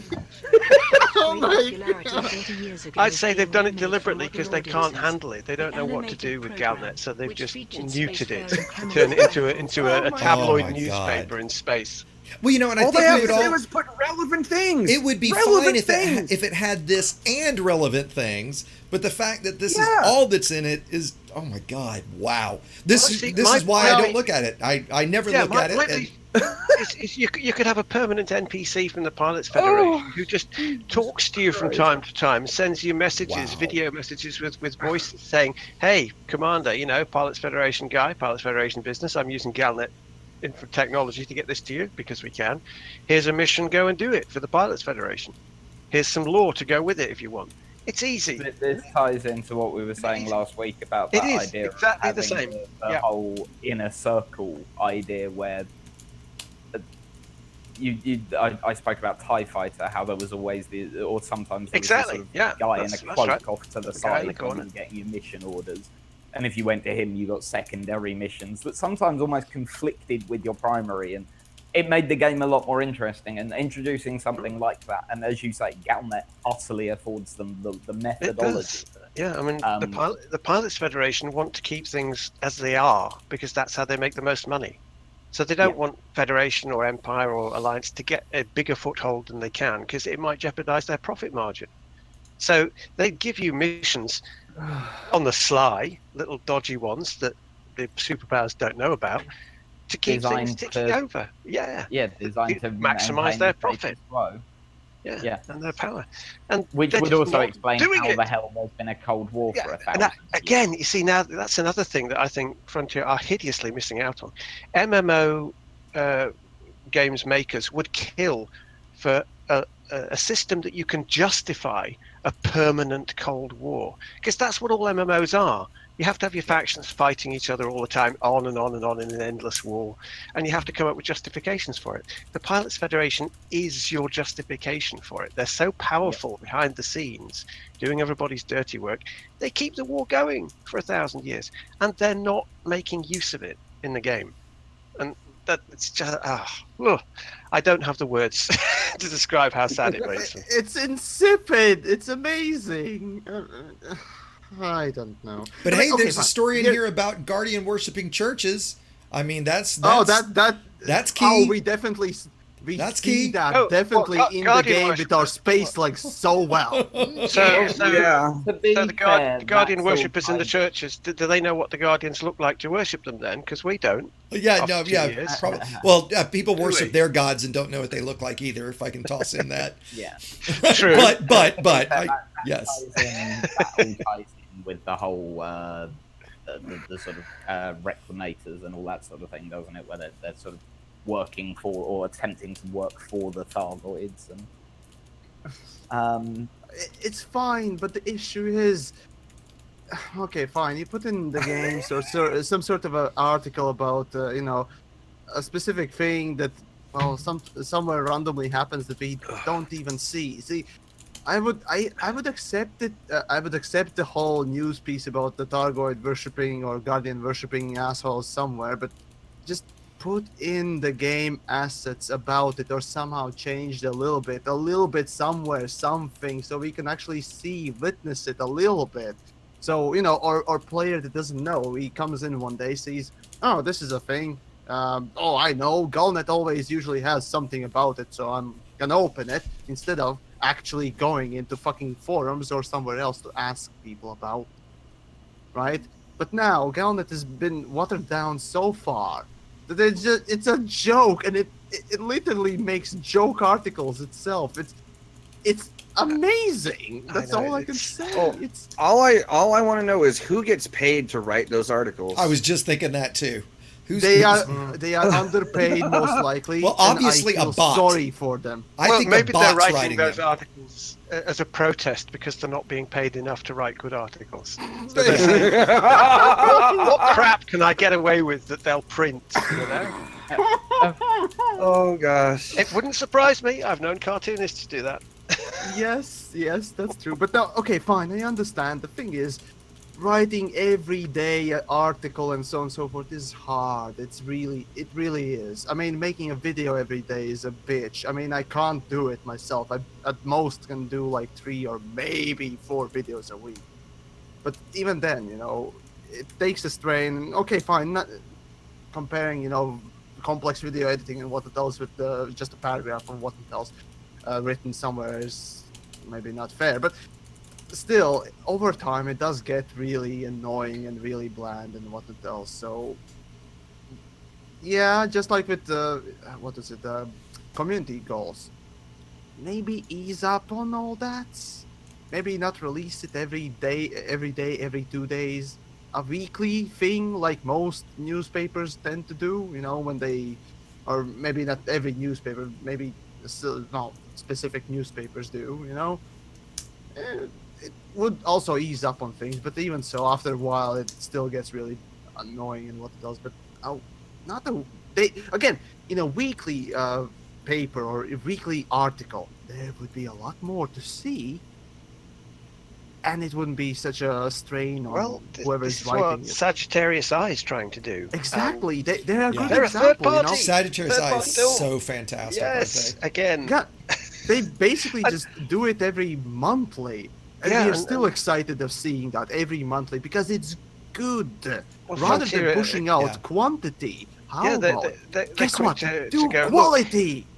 here's a physical copy of Sagittarius Eye on Frontier's live stream. They're quick to do that, aren't they? Why can't they actually do something themselves? And just quickly, let me just jump in. So those that don't know what Sagittarius Eye is, I just put a link in my Yes, stream, do. and you guys Slap should, some- slap some links. Um, Everybody you guys should. absolutely should be looking at them. They're a webzine, e-zine, whatever you want to call it. They do a monthly, I think it is, absolutely professional level magazine that's for free. They Marvelous interview work. different Yeah. player groups. They put in, ads that are in universe ads. They'll let certain people put ads in as well if it's all in game and in universe. Their content is extremely well written, incredibly well produced. It's absolutely something you guys should be looking at, right? Especially while Yamiks here, face fucks me on stream here for a little while. I not only that, but I've also been featured in one of their bulletins. I Have did you? Yeah, voice act okay. for them. You did, Yeah, yeah. I had an advertisement in there too. That was fun. Yeah, right. And I've Obsidian had them on Ant my was, stream before. Mentioned in one of their articles, if I remember correctly. So yeah, it was Truly At fantastic. first, it group. was me, and then after a few weeks, it was his thingamajig. But yeah, there's I think I actually have listed in a playlist that I've done collabs with other people. Yeah. There is that video hosted in that playlist. So if anyone's interested, head to my channel. And Yeah, there's so that. they really A are shameless a great place plug, to but find it. Go for it. it's of importance. So sorry. So to balance things out, Exegius has a YouTube channel, Paroxsym has a YouTube channel, DJ has a Twitch channel, and Turgeon has a YouTube channel. There we go. Yes, all yes, of we us all have been do. plugged. Yes. Yes, all of us. Fairness. Although most of my stuff, most of my day-to-day stuff is on Twitch now. Oh, also, yeah, you get the Twitch thingamajig. So Did you stop streaming on YouTube or just getting more content on Twitch? Well, I picked up Content. on the affiliate thing. Or viewers, I picked should up- say. Oh, you did pick up the affiliate Well- status. Okay. Yeah, I picked up on affiliate, so I'm moving my streams to Twitch, basically. And you're not But going to do anyway. both, or you're going to do both. Well, Right. I'm Sorry. going to be putting A out little off videos topic. more often. Okay. Okay. Yeah, completely off topic, but yeah, I will be doing videos more often now. I actually have one that I'm working on, using footage from a stream from a couple days ago. That'll be an interesting shit. one. Ah, crap! I'm about. Oh, there we go. Phew, Never mind. That's carry on. I was about to get loitering bounty. Oh, okay. Not- Gotcha. Yeah. Oh shit! Now I need to take off and kill you then. Have to fly I back have from a- prison. Come I have, back I here, have a goddammit. fine. What was that, Prox? I say I have a fine from ramming you. Oh, I forgot to pay my fine. Actually, that's why I landed. Although at least I can jump. Usually my combat ships, I don't have frameshift drives on them, so I die in them with a fine, and then I've got to ship something over so I can get somewhere. All right. As a matter of fact, let's see. We got. Oh, We're we got almost a couple at 2 other hours. topics I was that just we about. can I talk think about. that's what I just typed in But, chat. Yeah. Yeah, but at this point, it's been almost 2 hours and all that stuff. In fact, there we go. That's the 2-hour mark exactly on my end. So, well, I didn't expect us to really get that aroused and riled up. my. Oh my, Jimmy. Yeah, Yes. I didn't think we'd go 2 hours today either. Indeed. So, well, there you go. Random topics, random little things. Today's little stream has been, rather sort of, I guess, hosted. Eventful? Let's just go with word hosted. Me, Yamiks, Exegius on, let's see, where is he? Well, somewhere there. Anyways, Paroxsym, of course, DJTruthSlayer, and later on, we got Turgeon even as well. So, Yeah. I don't know. for the end of the stream, I don't know if we got a couple of minutes. If you want to say anything else, we could go for that. What? I don't know why that's happening. The only thing that I would like to throw out there is a little bit of a self plug, if you guys don't mind. Plug it, baby. Well, sure. I suppose. Didn't we already plug you with the butt plug? No. Okay. Well, go. I don't Paroxsym. enjoy butt plugs. I'm not that kind of pilot. Are you sure? Positive, absolutely positive. Okay. I do the plugging, not get plugged. Oh. Okay. I see. All right, what's your but, plug? TMI. Are you sure? Did you absolutely find positive. Anyways, What's your It's plug, Paroxsym? August 4th, starting at noon BST. I am going to do my next no canopy Beagle Point run, All right. and I'll be using the Challenger this time instead of the Anaconda. So, and I'm going to be using more limited stores of O2. So there is a much higher chance that I can actually fail this time. Wait, we found a use for the Challenger? Yep. oh Look at my that. God! Look at this that. There is a use for it.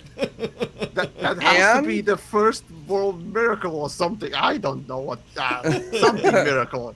8th world. Yeah, there we go. 8th world At, miracle. Or something. And I decided that this time we're going to do something a little bit different than I did before, and I'm going to turn it into a bit of a charity thing. So 80% plus of anything that gets donated during the stream is going to get sent to special effect. You mean 80 plus what? 80% or more of okay. anything that gets donated during the stream is going to get sent to special effect. Seems Tell us real quick, beneficiary for everyone. for those that I don't know, Yeah. what is special effect? There you go. Actually, DJ, you are probably the DJ man is the one to explain that Ah, one. please. Certainly is. Okay, special effect. Also, so that we're up front, I'm an ambassador for special effect. Okay. So that I've got all of that out of the way. Special Effect are a charity based out of the UK who create custom computer interfaces for severely disabled people. who Oh, can't use fantastic. these computer interface. Quite often they work with children because obviously there's a lot of kids that can't play games because they can't use a standard computer game controller. Sure. So quite often it's children and creating controllers for consoles, but it isn't limited to that. They're an astonishing charity. They're not a huge charity, but they're a charity that works very closely with the elite community. Several people at Frontier are ambassadors and up. There are people. I think Braben is an honorary sort of member of the board of Special Effect and that sort of thing. They're an astonishing charity, and if you've not heard of them, really do search them. And a question from my end, I guess, would be, when does your thingamajig start? And how long do you expect it to take? Okay, it starts at noon BST on August 4th, so barely more than a week now. And it's going to be a nonstop run, and I'm expecting it to take about 24 hours. Oh, and you're just gonna speed run it there, but we're not talking back as well, is that right? Beagle Point, No. 24 hours with Challenger. That's Good luck. Do you know what your jump I'd range more is? expect more. Do you know what Yes, your jump range is? I already have the ship built. It's ready to go. What's your it has jump a range? 47, Oh. right about 47 and a half light years. Are you gonna use neutrons? Nope, not on the way out there. Okay. But you are gonna try to come back. You're not just gonna teleport home. Maybe I don't know, because I only have enough materials for oxygen synthesis to get me there, and if I fall too far behind the pace, I will die when I get close to Beagle Point if I fall off the pace. So, yeah, it'll be interesting. Yeah, people in my chat are saying 47. Man, that's OP. Well, the first time I did this, I used an Anaconda with a 68 light year range, and I managed to make it all the way out there and back again. Not back, yeah. What ships have you done this in, by the way? Because you did this in the FDL too, well, right? I didn't do the no canopy version with the FDL, but I did take one out there. When was that? That was back in like late August, early September last year. Okay, but it wasn't a no canopy. No, that wasn't Okay, a no okay, canopy run. okay. I was thinking that was I may rebuild that ship and do a no canopy version with the FDL. We'll see. Am I right that do you get a friend to shoot your canopy out, then go repair everything but the canopy? Is that how you do it? That's that. I tried that last time. Yep. And the Anaconda's canopy wouldn't break, like no matter what we did. So I just went and sat in Jackson's lighthouse and let it break it, and then I Okay. used the AFM to fix it and went on my way. Gotcha. Okay. No. Suppose there's nothing else really. If there is. Is No, there? I'm good. Mhm. This was No, fun. okay, well, in that case, well, that was today's stream and all that stuff. Again, once more, big thanks to all the participants today. Once more to name, I suppose, let's start Yeah, from the other we end. know- So, we know what we're DJ, called. Truthslayer, that'll be number 1 on my list there. Then Exegius, Detergent, and Paroxsym. All of us are found on YouTube aside from DJ, and of course, on the Twitch side, you can find myself, Paroxsym, and DJ. I'm on Twitch as There well. you go. Yeah. Ah, right. Yep, Well, yep. I guess all of us. But So not much. just Yeah. search our names. Yep. Yes. Yep. Yep.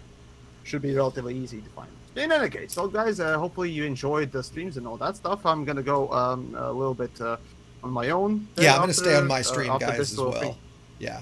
So Yeah, I'm gonna say I'm gonna that's a keep bit- streaming for just a few minutes on my end too, and so those of you who are hanging around, stick around for just a Indeed. couple minutes. Right. Well, was fun. Thanks for joining in. Yep. Thanks for everybody for Was putting it fun. together. We'll see everybody Oh, next and week. one Have a more lot thing. of fun, everybody. I'll speak to you Yeah. soon. Yeah. Yeah, What'd see you ya, have, DJ. In Yamiks? case any of, yep, in case any of you have, well, watching right now, have any topics to share with us, or you want us to discuss, well, first Absolutely. of all, make sure that they are more than just a yes and no answer, of course. But do let us know. You can find us all over the place. I mean, I got all the things. I don't know about Exegius or Paroxsym, but well, Yeah. in any case, You can find us you all know over where the to place. find us. Yeah, Yep. you can find us all over the place. So that's about it. Thanks for watching, and we'll see you next Friday for another installation of Creators Roundtable. Sounds good. Thanks, everybody. See you guys. Yeah, bye. Bye. Okay, guys, like I said, from my group, I'm going to jump into my Discord. Yeah, there's a few folks in Discord. So I'm going to jump into the live streaming channel on my Discord. I'm going to jump into the main channel and see if everybody wants to join me. Hey, guys, not sure what you're up to. I'm going to jump down to the live streaming channel because we just finished Roundtable and I'm going to chat a bit. So if you guys want to chat, come on down. Hey.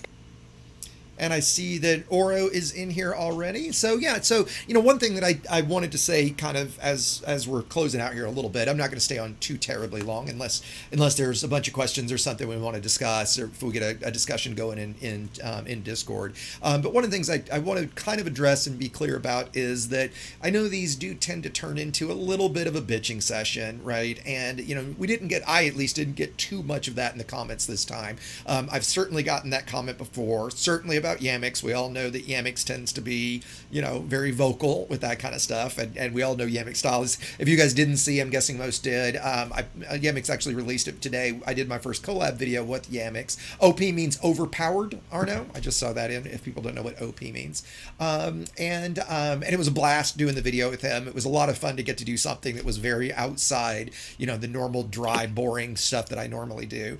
And so, we back to the reason that we bitch, and we bitch because we do love the game, right? I mean, I wouldn't be putting out the content that I did. None of us would do what we're doing if we didn't really love Elite. And yes, we get rather critical about it. But again, that criticalness is because of how much we do love the game. So if you guys do have ideas for future things for us to discuss, one of the things I brought up with the guys today, and we had a little bit of a different one because honestly, 10 minutes before the stream, we're all sitting there going, shit, what are we going to talk about today? There's not a whole lot going on. We're trying to come up with some stuff that's going to be a little more fun, a little less bitchy. That's why we did have the idea today to do something like we were trying to do the Thargoid Scouts during it, which was a little hard to kind of do, and I was playing like shit and talk and watch chat all at the same time. One of the things we've tossed out that I'm working on is doing a an Elite Dangerous Jeopardy. Tranquil Terror, who's not here, actually gave me the idea originally. We've already started working out questions to do a game show with a bunch of us, right? So I think those kind of things would be a lot of fun and, different, new, and a lot less seen as bitchy. So as you guys do have stuff, I should have mentioned this already, but for those of you that would like, the links to my Discord are in the description for YouTube and down in the social section on Twitch. By all means, please jump into Discord and join us. I say that for all of my streams. And if I did put this out for the first time in the minor faction tutorial I did yesterday. If you're looking for a place to play, looking for guys to play with, we're very open, we're very welcoming. I've had suggested to me by a couple guys, and we're going to put some effort toward putting together kind of a mentorship program. So if you come into the Discord, you'll see guys tagged as mentor, know who you can start asking questions of, that kind of stuff. So, I've yacked a lot here. I see Dunkel joined us in Discord. Nice to see you, Dunkel. Does anybody in Discord have any topics? Chat, do you guys have anything to discuss before I maybe call this a stream? Well, don't everybody speak at once.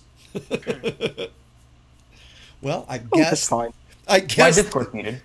Oh, okay. You're not muted anymore, right? I see Storm and Aura are muted. I'm guessing they're muted on their own. Yeah, okay. Storm, you're muted just because your mic's always hot, right? Yeah. Okay. That's it. Yeah, you're coming through a little broken to me. I'm not eating anything right now, so I'm actually good. Okay, gotcha. So yeah, let's see. One of the things I might do, and yes, somebody asked about the long-range exploration video. I didn't get to finish it yesterday because I was finishing up the video with Yamiks, but I'm almost done. It's scripted, narrated. I've just got to overlay the video on it. I might get that out today. If not, it'll be the next day. The goal of that video is not only going to be, building a ship for it, but also if you wanted to start an alt account, how efficiently could you get to an Asp Explorer engineered like I've got it, to have a 60 plus light year jump range. And I didn't clock it exactly because I did other stuff with that account, but I'm guessing you could do that pretty easily in under 30 hours to earn the credits, buy the ship, do the engineering, all the unlocks, the material gathering. I think 30 hours is a pretty safe estimate if you know what you're doing. So part of that video is going to talk about that progression, the way I did my build, why I did it the way I did. And then we've started here, one of the guys in the Discord coined it the Interstellar Vacation Agency. So we're going to start putting out a series of those type of videos of the various locations that we go see, to do. I've kind of wanted to do some more cinematic videos just because they're a little more fun, again, from the standard stuff I do. So that series will probably start not for a couple weeks until I get through some of the other tutorial backlog that I've got.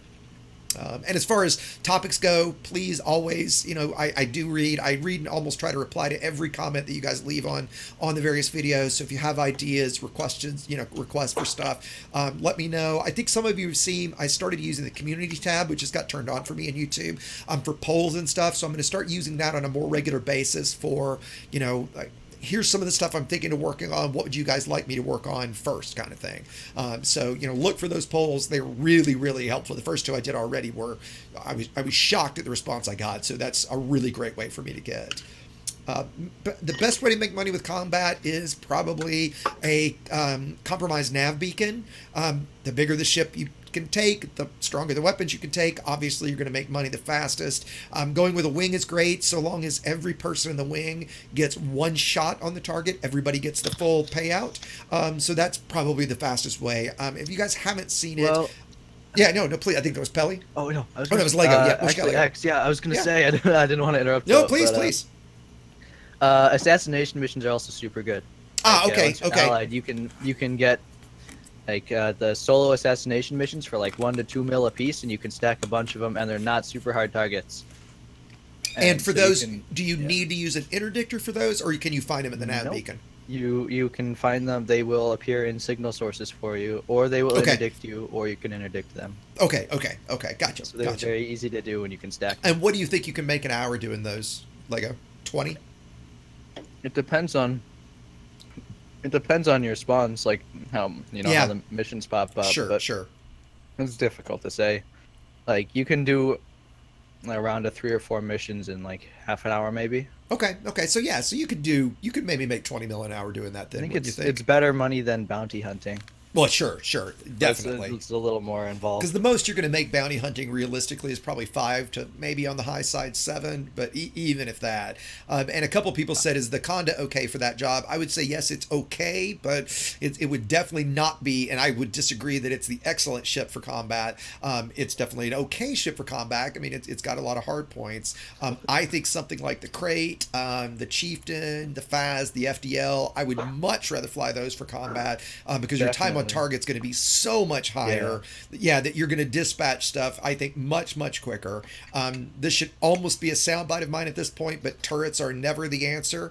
If you're outfitting, my strong advice, even when you're new, is go with fixed lasers and gimbaled multi-cannons if you're going to do a simple setup like that. Because lasers are hit scan, you can get used to becoming a better pilot and getting better aim with that fixed weapon there, and it's not that hard. You also that way can use both weapons very easily at the same time because the lasers are going to be hit scan and the multi-cannons are going to be tracking. A tip that I actually told to Ascorbius, I happened to catch a stream of his the other day, and I saw that he didn't realize this. If you are using gimbaled weapons and you like for example, if I don't have somebody locked, let me get away from the station a bit, but if you've got somebody locked and they pop chaff, all you have to do is unlock that target and your gimbaled weapons will then go to fixed. Okay, so it's a good thing to use when you're fighting with somebody, they pop it and you got to sit there because your gimbals are all screwed up and you're waiting. Well, if you unlock them immediately, why won't my gimbals fire? Your gimbals go to fixed, right? So wrong button, that's why. So they go fixed immediately, right? So that can be a really great way to if you are using some gimbaled stuff, to not just have to sit there and wait. And Lego, were you gonna say something else with that? What would you pick? What would you pick for bounty hunting? I'm assuming FDL, Faz, Chieftain. I don't know. For like pure, just like res farming, a large ship is actually not a bad bet just because it can stay there so long. That's true, right? And lasers are obviously not a bad choice because you're never going to run out of ammo. We also saw last night. Amazing for yeah. I mean, the Corvette for a laser, big ship fixed weapon. Yeah, lasers. Pelly's exactly right. It is hard to use fixed on a Conda. I don't like recommending that also because I hate flying the big ships, but they are. Lego and I share the that best too. Probably for res farming. Yeah, I mean, the fact is, I have a vet that I use with, gimbaled multis and fixed lasers, a couple collector limpet controllers like class 5s. So I go to a res, throw up my cargo hatch, throw up my fighter, throw out a bunch of limpets, and just start shooting stuff. And it's, I'm not going to call it fun because that's not the kind of combat that I enjoy. If you guys haven't seen or know what Heelys for Feelies is, the idea there is you get 2 large class ships with huge healing beams that get right next to each other. You put, this is the one rare chance of turrets, you put long range pulse laser turrets all over it. You point to each other, you set your turrets to fire at will, and you basically just sit there and heal each other. Your turrets blast everything, your collectors just keep spawning out. You put a rubber band around your trigger and you walk away from computer for an hour, and an hour later you have 5 or 6 million bounties and a shit ton of grade 1 through 3 and a couple grade 4 materials. Oh, you'll get a lot of grade 4 materials. Do you? Okay, last time I did it, I didn't get that many get grade 4s. So many. Did you? Okay, I must not have had that great luck. So I mean, it is a decent way. I've only done it a couple times just to kind of try it. It's kind of funny. Zelsius just said, great name by the way, Zelsius. I really like that. Plasmas are sick. The great thing about plasmas is they're the only weapon that does absolute damage, so they ignore resistances. So that's why you see them in PvP so extensively. There's a reason the PvP meta is plasmas and long range rails. Because you can snipe with rails at distance, you can with feedback cascade neutralize cell banks, and with plasma you ignore all the resistances. Right. Oh, did Algo join on? I see. Probably. Did he comment? I didn't see he's here. Oh, he just says oof 7. Oh, there he is. Yeah. Afternoon, Algo. So I missed that. Sorry. Of course, it's right in front of me, so I don't know why I missed it. Are we gonna get a snipe attempt? No. Yeah, I'll admit, Yamiks made us play in private. Oh In no. fact, I'm going to go ahead and pick to open. I argued with him a lot at the beginning, right? It was like, dude, like who's going to mess with us? And if somebody messes with us, who cares? No, I don't want anybody to mess with us. I'm like, okay. Open, fine. you say. Right? It was like, fine. Oh, you guys know I always stream it open. What do I care, right? Open I think is great.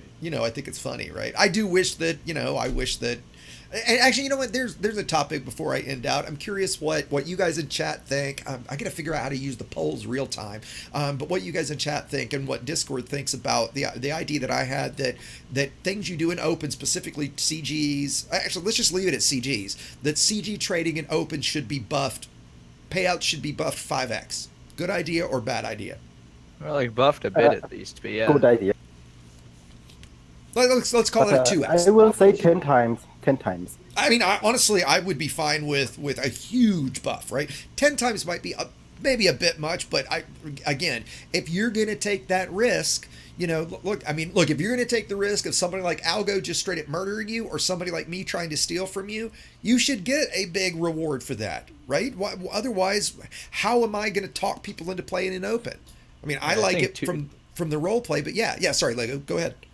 2 times rewards for both trade and bounty hunting in open during a CG would be neat.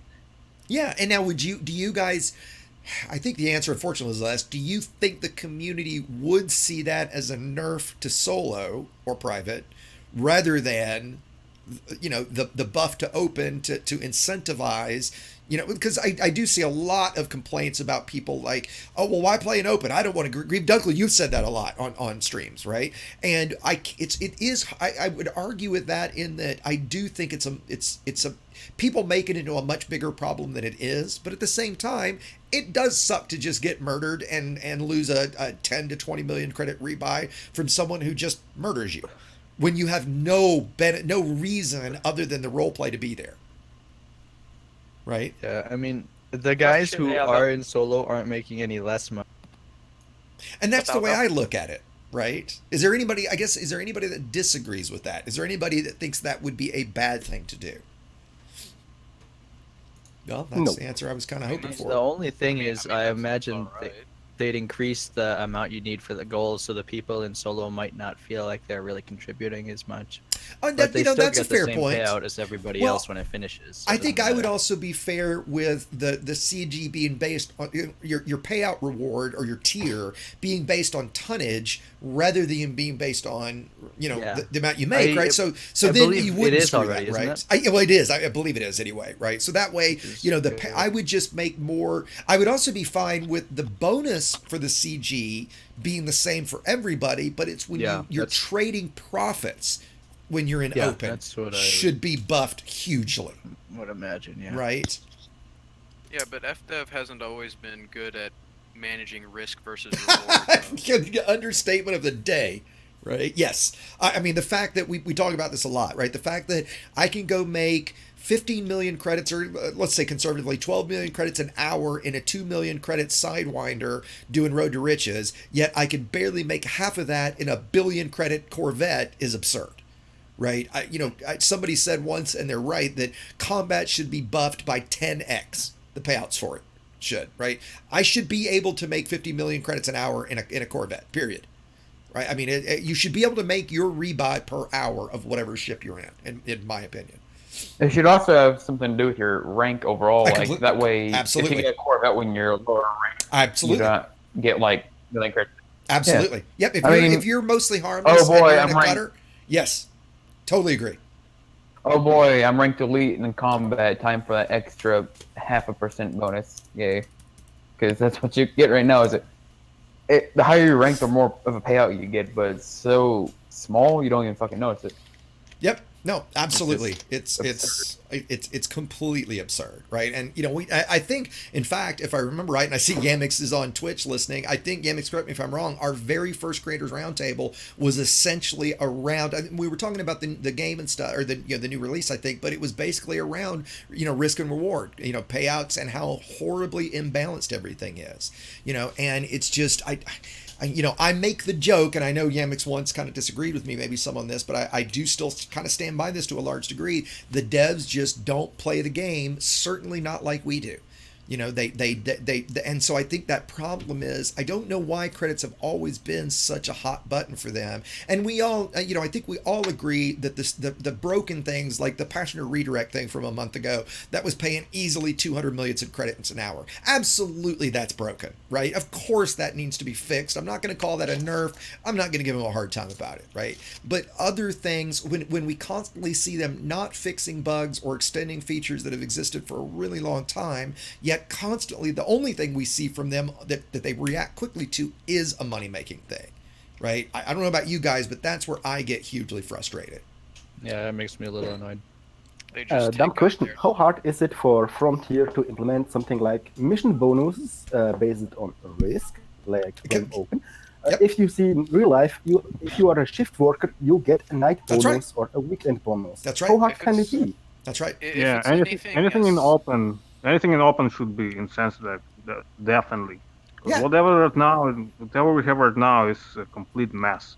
Yeah, because there's absolutely no point going into open right now and trade or explore. There's no point doing it. Anyone who's doing it, I'm just telling them you're stupid. I mean, sadly, you're right, Algo. I mean, you know, and this is from the guy who wants to murder you, right? Like, he wants us in open, and I think we all want everybody in open, but specifically, like you just said, Algo, for exploration, why on earth would you do Road to Riches in open? Why would you fly anywhere? Now, I do, like in my long range exploration, I do that in open because I figure, I'm in the middle of nowhere. Nobody's going to see me anyway. But for the most part, why is there no incentive to those things? Exactly. So you go to trade CG, right? Right. And what do you have there? PvP ships. That's right. It. There are no traders. There's no one there. That's right. Except PvP, like the same one, Nomads and fucking SDC, and us. That's it. It's the same people all over. It's like you can count them. That's right. That's right. If I want to do combat, that's right. Yeah. And the one trader that does fly through, it's a race to see who can pull him first because there's 10 pilots ready to prey on him, right? Because it's like, oh my God, look at Type 7. There's no piracy, right? Right. So there's no piracy because of this, because there are no traders. That's right. So we don't have a piracy, so we have gang fest, right? Because everybody's just killing each other. And after these people complain, why are you killing? Well, because there's nothing else to fucking do. That's the problem. So, because everybody are in solo, and like the traders are in solo, there are no games with them. So what do they expect? Yeah, and experiment. Oh yeah, what you got? I did an experiment at the CG this week, and I was just in a stock Sidewinder I bought from the fucking station, and I got pulled by 3 people before I got out of the system. Yeah, and they were all trying to kill you right away, right? Oh hell yes. Yeah. Oh hell yeah. Yeah. And which then, to that point, like, because I do absolutely, to me, the most fun thing I have ever done in this game is PvP piracy, right? I absolutely love it. And it's not because I do want to just murder people. It's because I enjoy interacting with those targets, right? And it's a ton of fun, but so many of my targets just run scared to death because they know from their history of everybody else that I'm probably just going to start blasting at them and just try to murder them, right? Even when I'm sending them, messages, even when I'm saying, look, I'm not firing, I'm just waiting, and I'm not firing and I'm waiting. And it's either they ignore me and run, they combat log, because in both scenarios, they think I'm just out to murder them because that's what happens so often, right? Because piracy isn't a big enough thing to do because there's so little reason to do it, right? You've got to be a nut like me to do it, right? Well, that's because they have nothing to gain from being there. That's the problem. You're pirating them. What are they gaining from you? That's right. Pirating them? Absolutely nothing.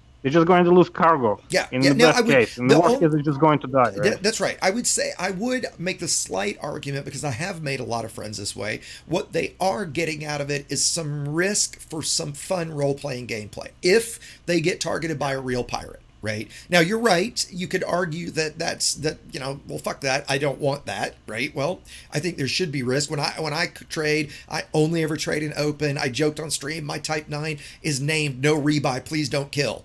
And it's named that because I want to get interdicted, right? I don't care if I get blown up. That's fun to me, is doing that cat and mouse. But I also understand that it is not fun for most people, right? That they're trying to, they're trying to just earn some credits and play their way, and they don't want to just get, raped by somebody else.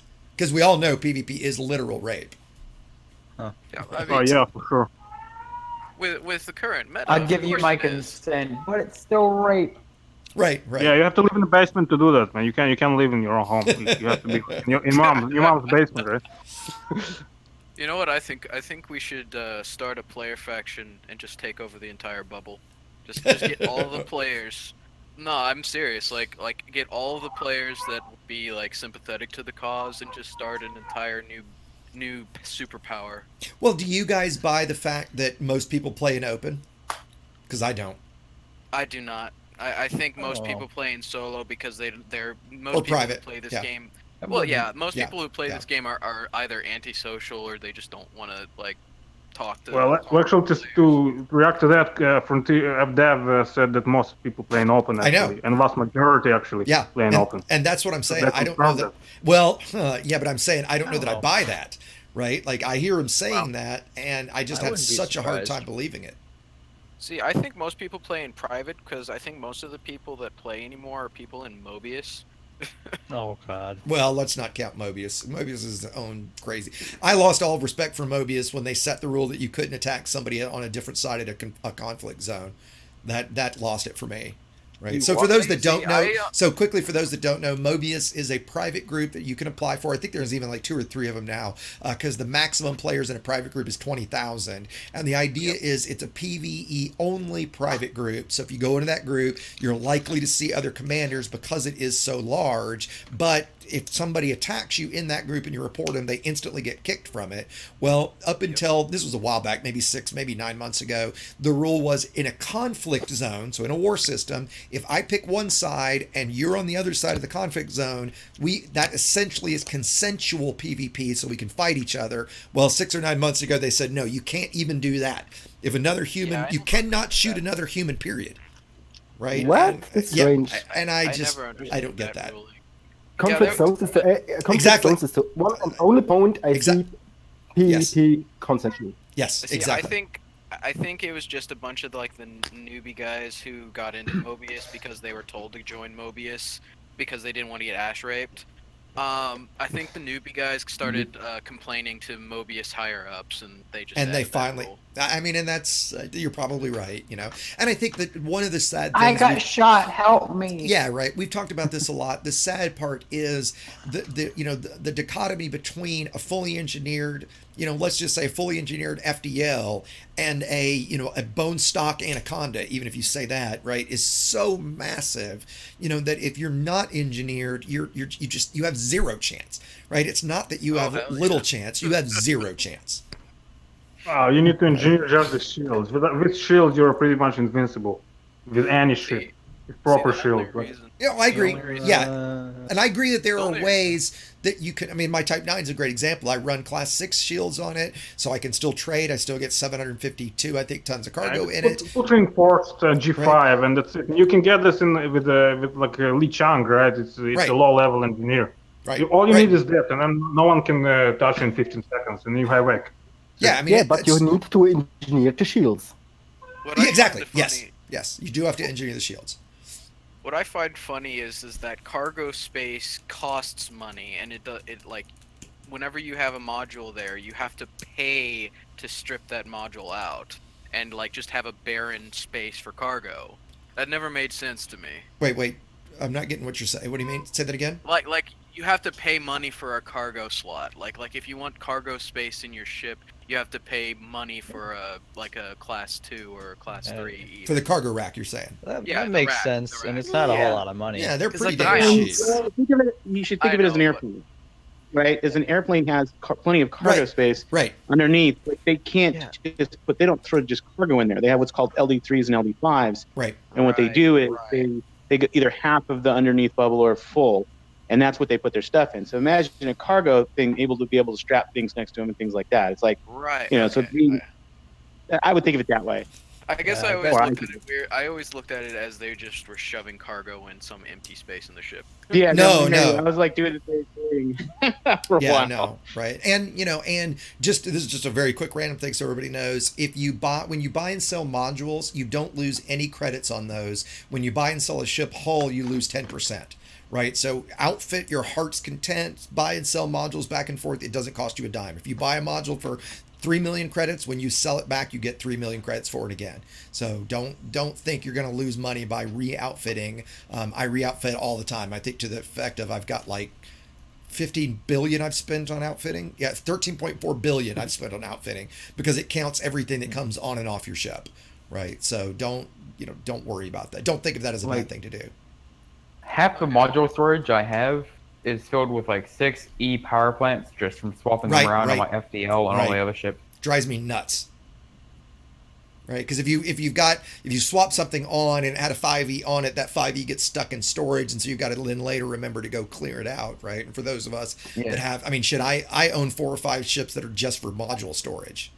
Has anyone noticed that the module storage is like broken? I just checked earlier, and I have 166. It changes all the time. I see it change all the damn time. Like 2 hours ago, it was at 140. It's supposed to be 120, but like right now, let me see what it shows for me. Right now it shows 131. I have 126 of 131. Right. Yep, I had 166. I've never seen it that high. And then it moved to 140, then went up to 160, and it's like, God, it's horrible. I don't know where that. Yeah, I don't know if that's a bug or if it's an undocumented feature. Right. I mean, I have all but 2 stored modules in one station, so I wouldn't think it would be a feature. I honestly don't see why they have such a limited amount of module storage, because you have storage for ships, you can store like 32, right, at a station. Right, 35. And you can, but then you can also store more at different stations. Right. I don't understand why they don't make it to where you can store a certain amount of modules at each station. Well, I wish we could just give us 120 slots for free, and if we want to store additional modules, we buy storage space. I mean, think about it. If you went to if you went and rented a hangar at a dock, it would be okay. You get this much for this month. If you want additional space, okay, we'll rent you another hangar for 500 credits or whatever that number would be. Right. Okay. Yeah, but you don't even have to do it with ships right now. It's like, why not just have infinite storage for modules? Yeah, no, I mean, sure, I'd be fine with that too. I'd be fine with that too. Right. At least it's better than the 60 we used to get. Oh yeah. Oh, actually, the biggest thing I want are loadouts. The ability to say, okay, save this loadout so I don't have to watch the fucking animations of everything get stowed and deployed and stowed and deployed. My ship going down in the dock, the number of hours I've spent watching that. Your friend is getting horribly murdered by this one guy. Just take 10 minutes to re-outfit. Exactly, right? Why can't I just say, these are all in storage, load these on? But Exegious, it's for immersion. I can hear Yamiks saying it right now. And then you refuel your ship under a second. And yes, somebody, Fanatic asked, Noom question, can you transfer stored modules? Absolutely. If you go into outfitting and you go into stored modules, if I click on one of these remote modules, you'll see I can transfer it to this station, right? So just like ships, it has a transfer time and cost, right? So this 7A Prismatic is going to take 17 minutes if I bring it over here. So yeah, absolutely you can. I'm just a cheap bastard who would just take his DBX and just jump to the station and then transfer it that way. It depends. It depends on the module and the ship and the distance, sure. Right. A lot of times what I'll do, like at a CG, if I am going to pirate or do combat there, I'll fly over in my DBX or my aspects, transfer all my ships and all my modules, either go eat dinner or go do something while they're transferring, and then they're all there. Right. Another gripe I have about the module storage system is if you sell a module at the station you're at, you can buy it back as long as you don't relog or undock. But then you sell one that's at a different station, you can't do that. Like I sold a fully engineered heavy-duty shield booster earlier, and I was trying to transfer it. I thought it needed to be cleaned first, and so I clicked through really fast and hit sell on accident. Oh shit! And you can't buy it back. Yep. I'm assuming you ping support because they will give it back to you. They won't give it back. I've asked them about several modules in the past, like plasma accelerators and shit like that. They're like, sorry, can't do anything about it. I'm like, okay. Dude, they've done it for me on like probably 5 different times. Yeah, I've asked them 2 different times, or 3 different times before. One of them was for a 6A Prismatic that I accidentally sold. Oh, they've always given me stuff back. The only thing I've ever asked them that they didn't, I stripped engineering off a bunch of the power play modules when I did the power play video. So I knew that stripping the engineering, it would be gone. But then I opened a ticket and was like, is there any chance you'd restore all that engineering for me? And they wouldn't. And I wasn't upset about that, right? I mean, you did that voluntarily. I did, exactly. Now, the only reason I asked was I did it voluntarily so that I could produce a video for the community, right? So I was hoping they would take some pity on me, but I couldn't get mad that they didn't, right? Pity? What's that? Well, I do actually have a ticket open with them right now that I will refrain from discussing, but they've told me no on something that I'm really, really not pleased about. That I'm trying to run up the food chain about to see if I can get it done. Oh yeah, I think we talked about that. Yes. I'll save it for now because I don't want to make a big issue of it yet. I do want to answer a question that Justin had real quick, random thing. He was asking, when you do the 750 merits for power play to unlock a power play module, do you do that in week 3 or week 4? The most effective way to do that is you do it when you're in week 3, so that when you hit the week 4 tick over, when the tick over happens, it'll give you those 750 merits. You'll then be in week 4 with 750 merits, which would have put you at rank 3, and then bam, you can buy the module. And yes, it is only unlocked for that period while you're rank 3 and after 4 weeks. So if you don't buy it that week and you drop below rank 3, you got to wait another week again. Or if you defect to another superpower, you can't buy it anymore either. So generally I advise buy minimum 6, if not 10 of whatever the module is. I generally don't recommend prismatics for new players for the first one because of their expense, because you're going to want to buy that class 8 potentially, which is like 240 million credits. So, if you're going to buy the big ones, I like pack hounds a lot. They're just a lot of fun. APAs are fun. What would you guys like, Jzod Lego, for combat, for PvP combat? What would you say are the better power play modules? Enforcers. Yes. And enforcers, you want to give it a ton of target. Love the enforcers. Prismatics are pretty much the only one that is really better than the competition. Like pack hounds are okay, but those are kind of scummy in PvP. They are kind of scummy in PvP. I just think they're fun for PvE stuff, right? They're just fun to fire, right? But the Imperial hammers are pretty worthless. They're just too hot, right? They're so APAs hot. can be okay sometimes, but more often than not, power play modules are not best choice. The pacifier frag, I really do like the pacifier frag too. Oh right? yes, it's a tighter, it's a tighter burst frag that does less damage, but arguably more DPS because you can hit it a little bit longer range with it. Yes, it is. They can be very powerful. And the enforcers, the only issue is the ammunition.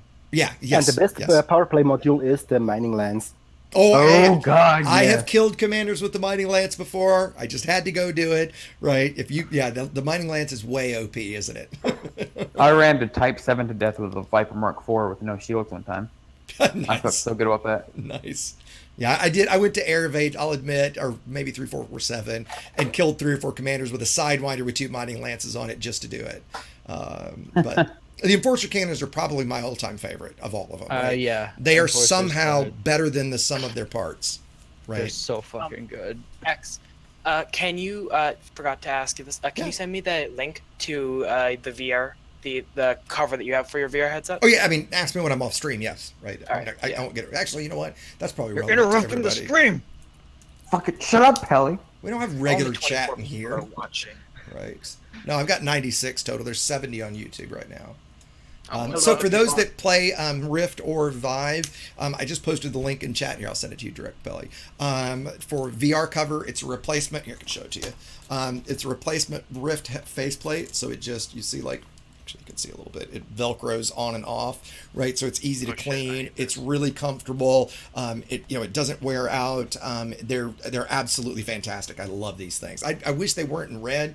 I wish I could have got it in just straight up black, but I have both. There's a like a microfiber one, or like a velvet one, or velour maybe it is, and the leather one. And to me, the velour one is really soft at first, but then like it gets really hot really fast, where the leather one doesn't. They're not cheap. I think with shipping they're like $50, but it's a nice change. Yeah, they really are, right? Because I'm sweating like a pig in this thing.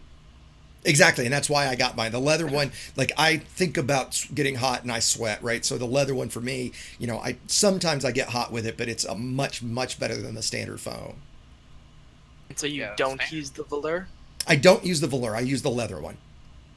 All right. Okay. Right. Yeah, I see it. Yeah. I mean, getting both, I got both just because I wasn't sure which I was going to like. They also make a thicker one and a thinner one. And so the thicker one is designed for those with glasses. And it also comes with its own, like for the Rift, the whole insert comes out. So it comes with this whole, if I can get it out, right? So this is what it comes with, the entire insert, right? And I want to say they make 2 different inserts. One that is a little thicker for those with glasses. If you don't wear glasses, the thinner the insert and the thinner this, you actually get a very slight increase to the field of view. right? So it does make things look a little bit cooler that way. So, well, if there aren't any big other questions or topics from anybody, I think I'm going to go ahead and call it. So I haven't eaten today, actually, so I'm going to go get something to eat. Let's see. Is there any way to increase the Conda's maneuverability in Super Cruise? No. Ship's Super Cruise maneuverability is a set factor. There's nothing that affects it. So it is what it is, and that's one of the things that sucks about the Conda for exploration. That's why when on my trip that I just set out on, I went in the Aspa X because the maneuverability in Super Cruise is so much better. Scanner range, you can't adjust scanner range in Super Cruise. None of that is engineerable. So that's just, it is what it is. And Discord, I'll be in Discord. I'll stay around here for just a few minutes. But if there's not any other questions or big comments from anybody, I'm going to go ahead and say good night or good afternoon. And I'll be back on stream next Tuesday night. So if you guys are around for that, and I've got 2 or 3 videos I'm hoping to put out this weekend. So look for those. And otherwise, I'll see everybody soon.